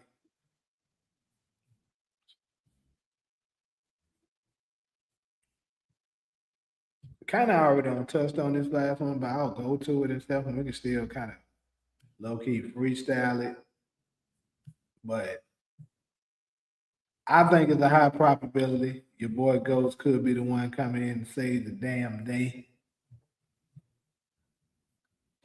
When them folks are on top of your ass.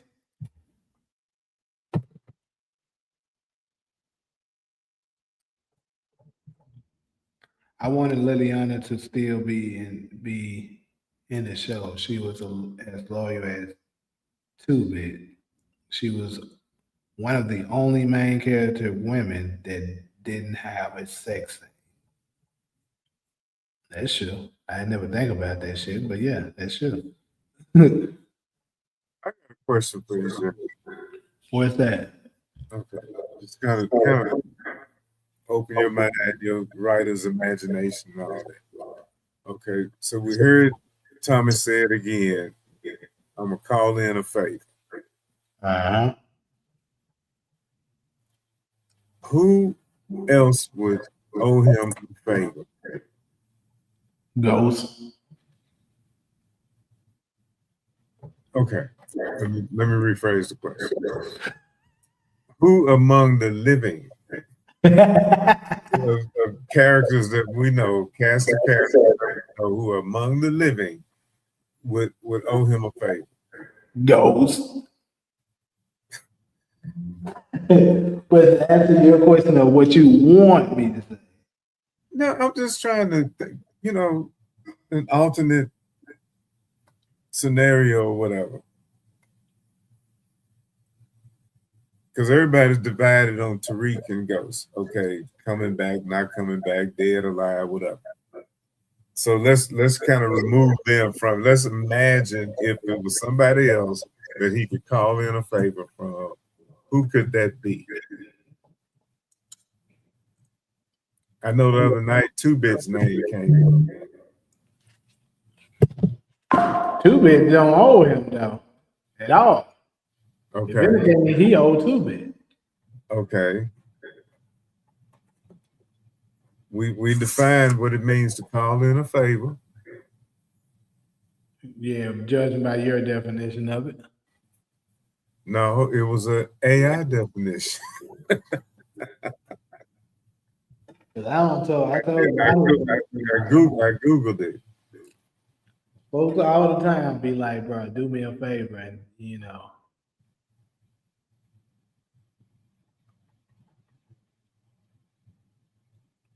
Shale to cut that noise out down there. So you can't think of nobody?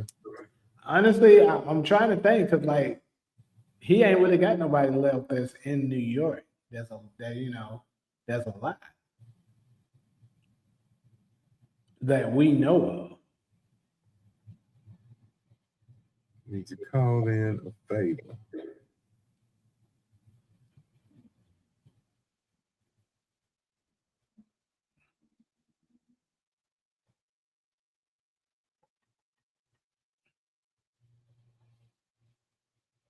I'm still thinking. Is there anybody else? I don't think it is. It might be another writer thing for them to use that phrase, and we know what it means. I mean,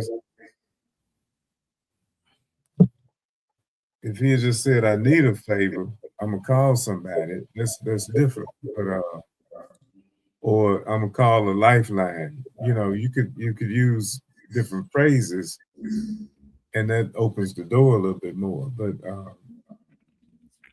what was his relationship with an Italian family? They don't have a good relationship. Yeah, because he killed them, right? Or killed somebody in their family. Mm-hmm. You call them in, they gonna come there to help the niggas that's trying to kill them.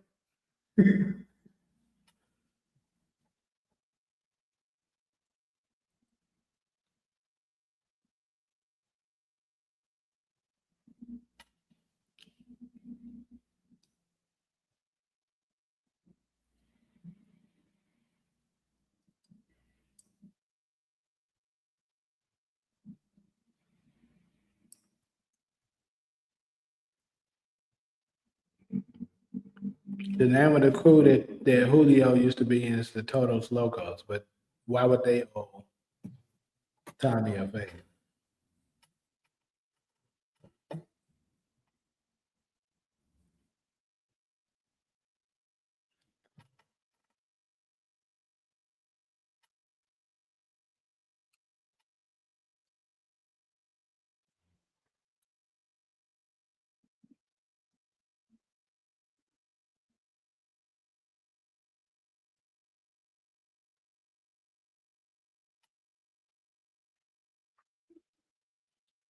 Here's another take. He actually does call in Auntie Delores and some Italians because she owes him for sparing Elisa Marie. They would honor that, but afterwards, all bets off. I'm gonna have to decline that. It's kind of crazy. What was in the little necklace thing? What was the deal? Lisa Marie has some kind of information. Was it a necklace or Yeah, flashlight or something? it was a little. It had the tape on it. Then she give it to Tommy? Yeah, she did. And what was the tape about? The tape of him admitting to killing Lobos.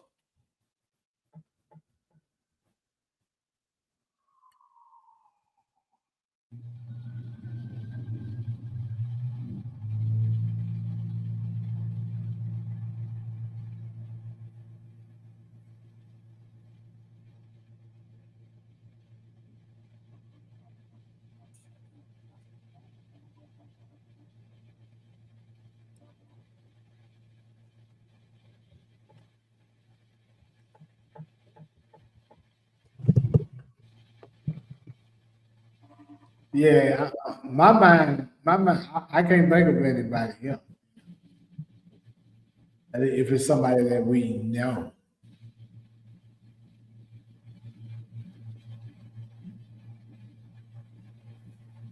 Okay, that's fair.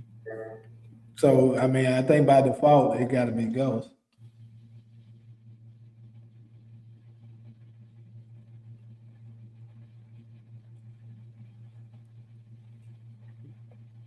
Well, you could ask the same question. What is Ghost owe? Well, Ghost owe him for not killing Tariq.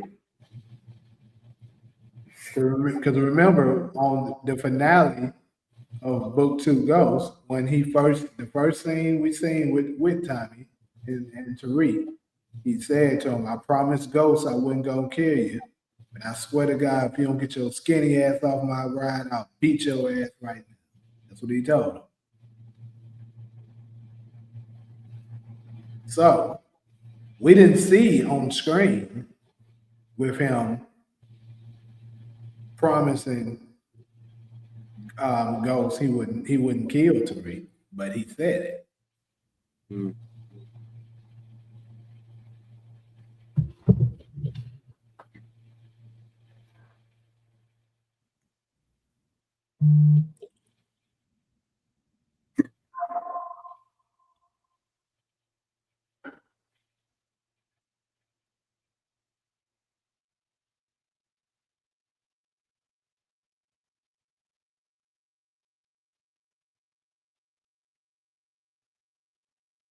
Oh yeah, I was talking about with that.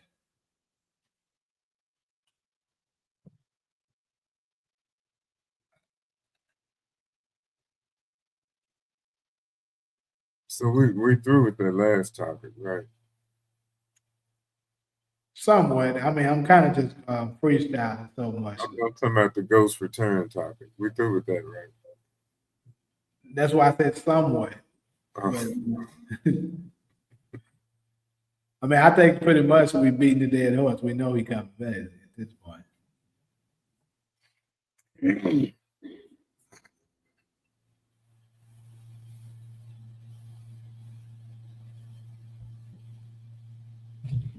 Maybe Breeze got some people out there. And he finally called Breeze people. They coming in his ass.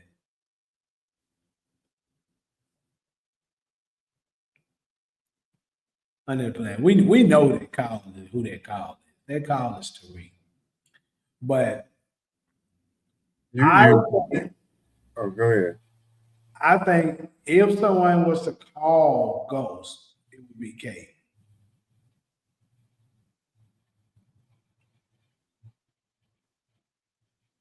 Like, it could be because, Tommy probably would be upset about it because he was always insecure of Ghost for a majority of his life because everybody always asking him about Ghost because Ghost was always better than him. And he always kept trying to prove that he didn't need him. So for his mom to call Ghost to save his ass, he would be happy about it, but at the same time, he'd be like, bro, God damn. You didn't think I could handle it? You couldn't, motherfucker.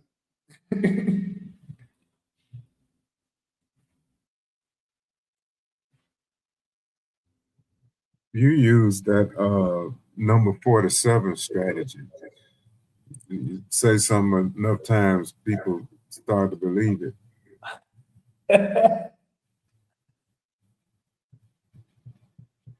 I'm just saying, Kate knows that how cold Ghost is. She knows Ghost is the only one that she know of outside of herself that would always look out for Tommy. And I believe if she is one of the ones that knows that he's alive, which I think she is, he's probably gonna tell her, only reach out to me if it's a dire situation and you absolutely need me. And once she calls him and tell him what the type of situation that Tommy is in and that he has a child on the way, then that would be enough.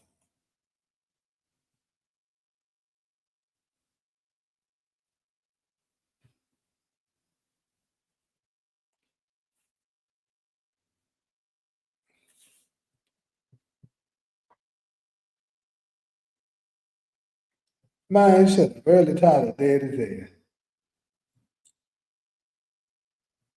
Didn't Marvin shoot him? Yeah, shot the shit out of his ass.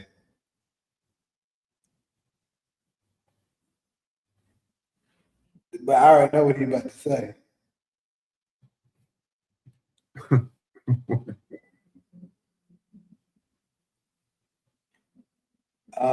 They're gonna try to say he didn't have a funeral. So that means just like Ghost. That's what they're gonna try to say. But That's what somebody said there.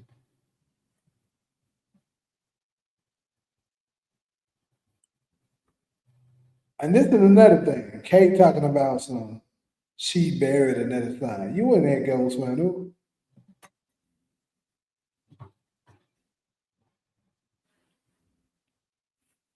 So why did she tell Mireya she buried another son when she wasn't at his funeral? She probably just keeping up a story. 'Cause she knows. It was a fake funeral anyway, right? Yeah, it was.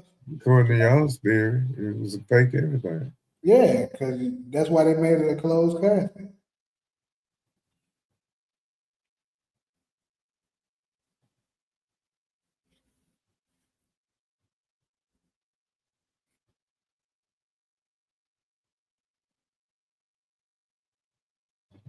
James said Patrick might have been Catholic. If he had Irish roots, he might have been Catholic, and they do closed casket anyway.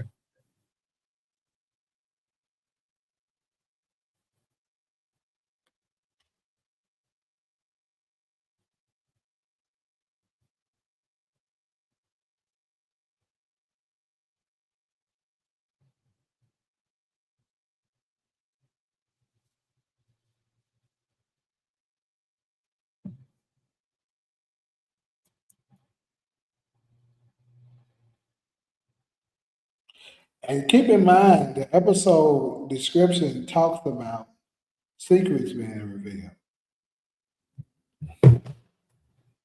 Matter of fact, that should be something we should have touched on. Well, we know Miguel killed Chay's son, right? Uh-huh. That's a secret. We know only two people know about D-Mac in the card game with Madam Wu. That's Jannard and D-Mac. Who knows about the 9-7s? Jannard. Jannard and D-Mac and Tommy. And no, Smiley, who is in the next episode. Because that's who was trying to kill Tommy.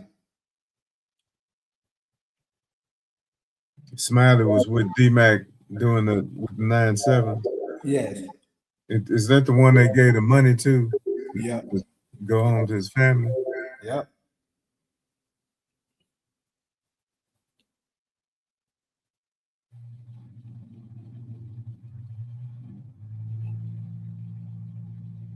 That's interesting.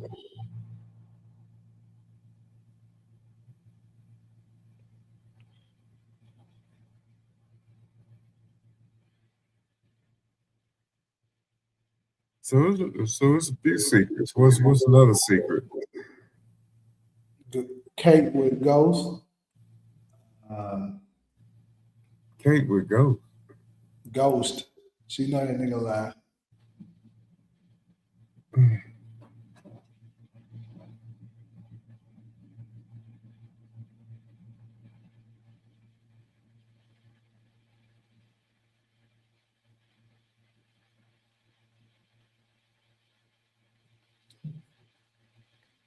So this is that scene there that he's talking about it's very tricky. So I went back, right, and reviewed it some more.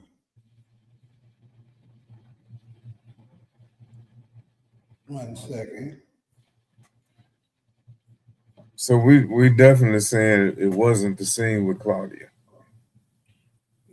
See, now I'm second guessing and thinking that it is because I had to remember that in the exclusive photos for episode 5, that photo was in it. So that must have been what it was, if I'm not mistaken.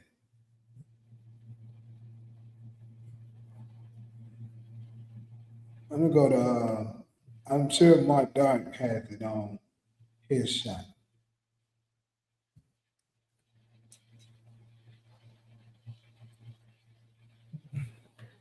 And I don't think it's gonna be an extended episode either. It better be, goddamn it. I mean, I doubt it don't be, to be honest with you, because all of the other powers have.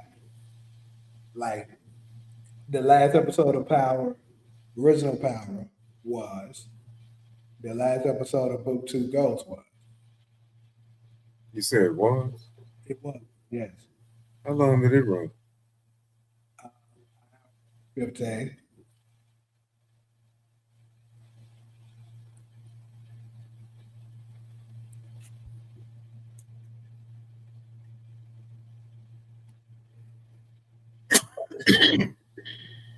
At least I know for sure Power, the original Power. Let me, I, yeah, it was part of the exclusive photos right here.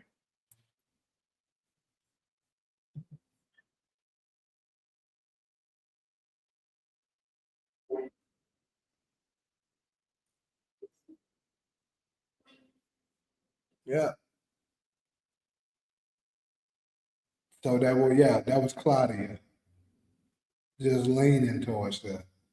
But I think, but what was throwing me off is because when I actually went back and watched the the episode, I didn't see this particular image, but it could have been just a you know photography shot that they took doing it. But this particular scene, didn't particular take didn't make the cut, but it still made a good you know behind the scenes shot. So they put that in there. Are you showing something? No, I'm not showing it. If y'all want to see it, I mean, I'll listen to that photo I was talking.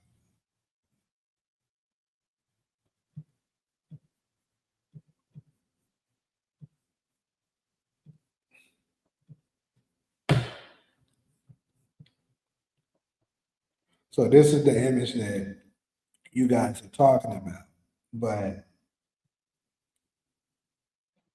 it was part of the episode 5 exclusive photos. So we all know what happened.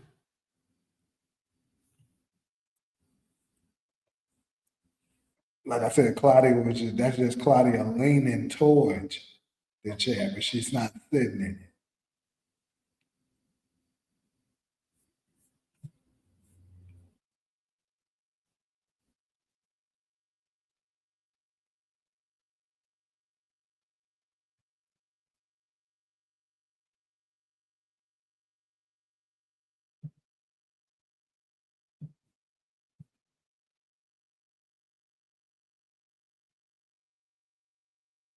Thinking about Mireya again, that if ain't Beth got out of town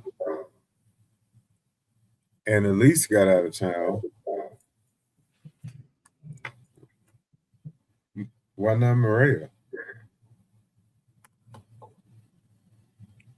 She should. They smart.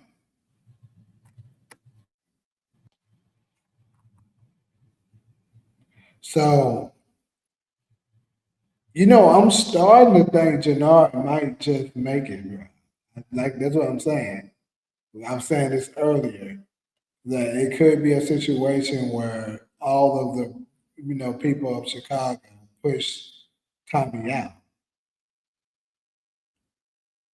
Like they make a truce and like, look, you killed his brother, he killed yours. It's even. We allow you to leave Chicago alive, but you got to dip. And Jannard, maybe Vic and Shanti and them run the city.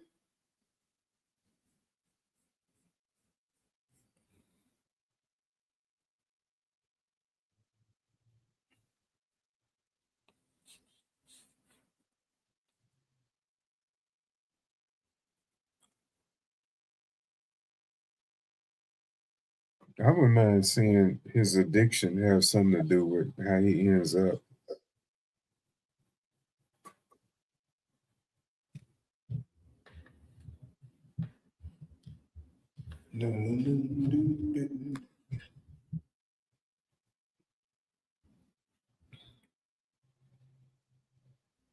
But Jay, I'm gonna have to hop off.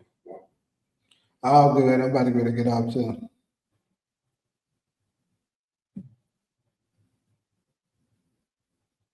Somebody just posted on my stuff, Jannard makes it to Power Legacy just like Dre made it to the final season of Power.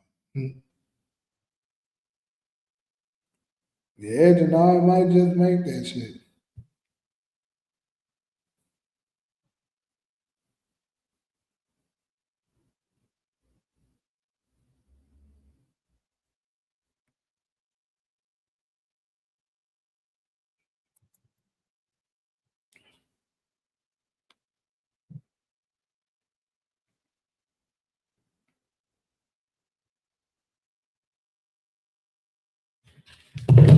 All right, people, y'all got any last questions and remarks we want to add in? Because we about to go close this thing out. I'm actually about to go and watch some. Probably gonna go in and watch me some shit.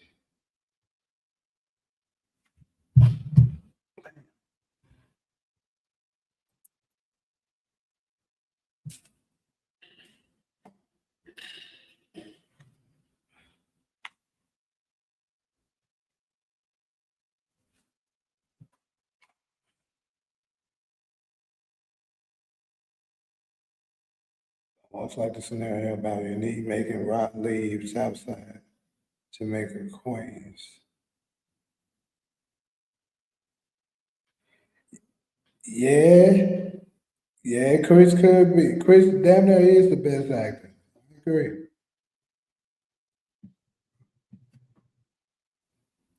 Yeah, I think I might rewatch the episode because I actually haven't watched it on my TV. I only watched it on my laptop.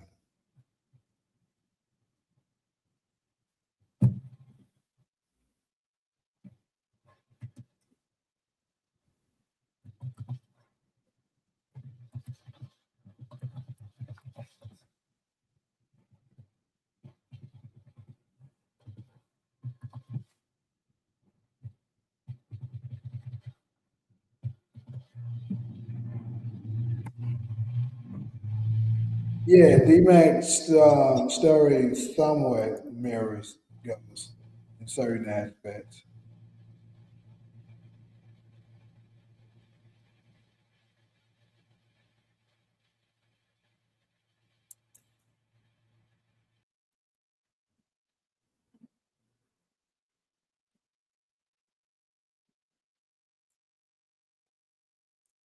Forget the non-believers.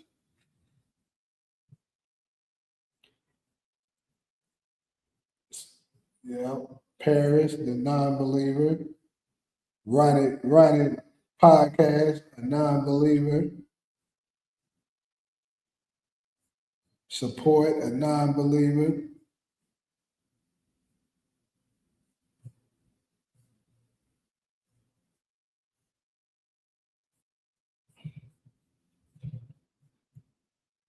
Show y'all my updated list before I go ahead and log out.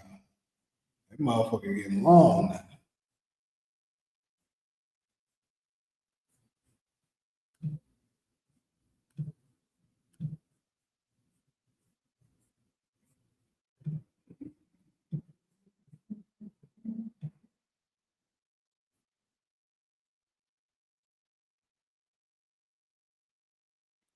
We got 28 non-believers now, man. Ain't that crazy?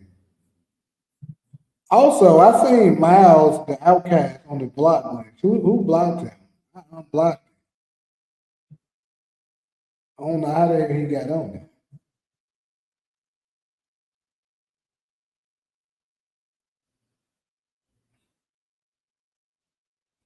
Everyone is either dead or locked up except Mireya and Kate. They take the baby and raise it in Spain. Remember, they had tickets for Spain last season.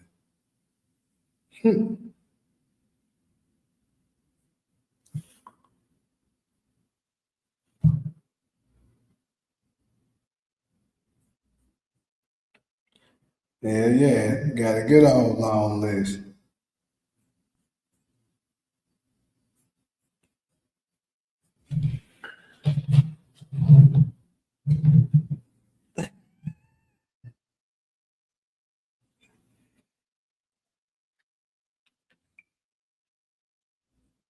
Yeah, I put my doc on the list.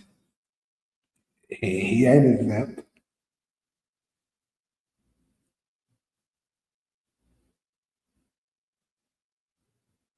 Who? Hello, somebody just went ham.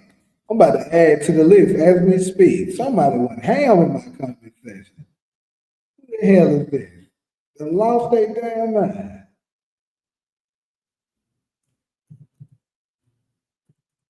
The Legion. What the fuck?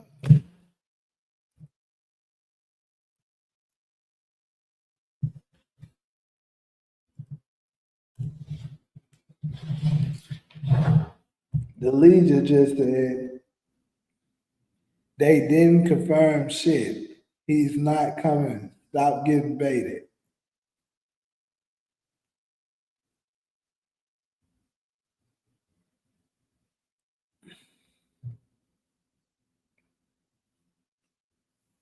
So we now got 29 of y'all ass.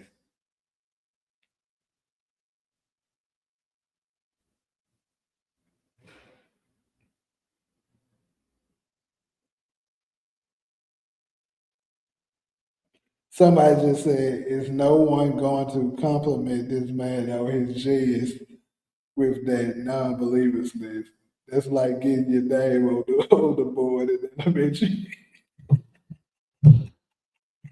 Ah.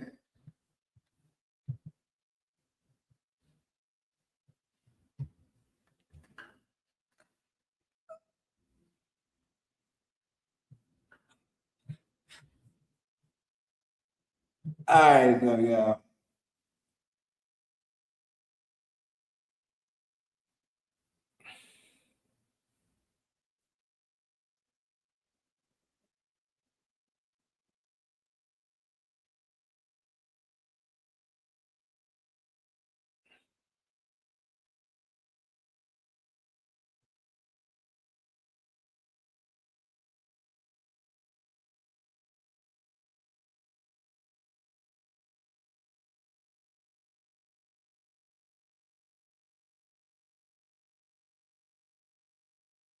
Tommy gonna make that phone call and then it's gonna fade to black.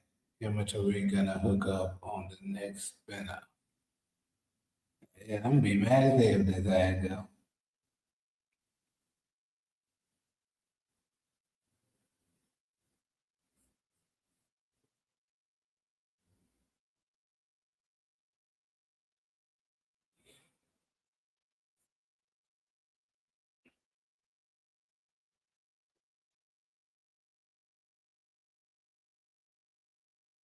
All right, y'all. I'm out.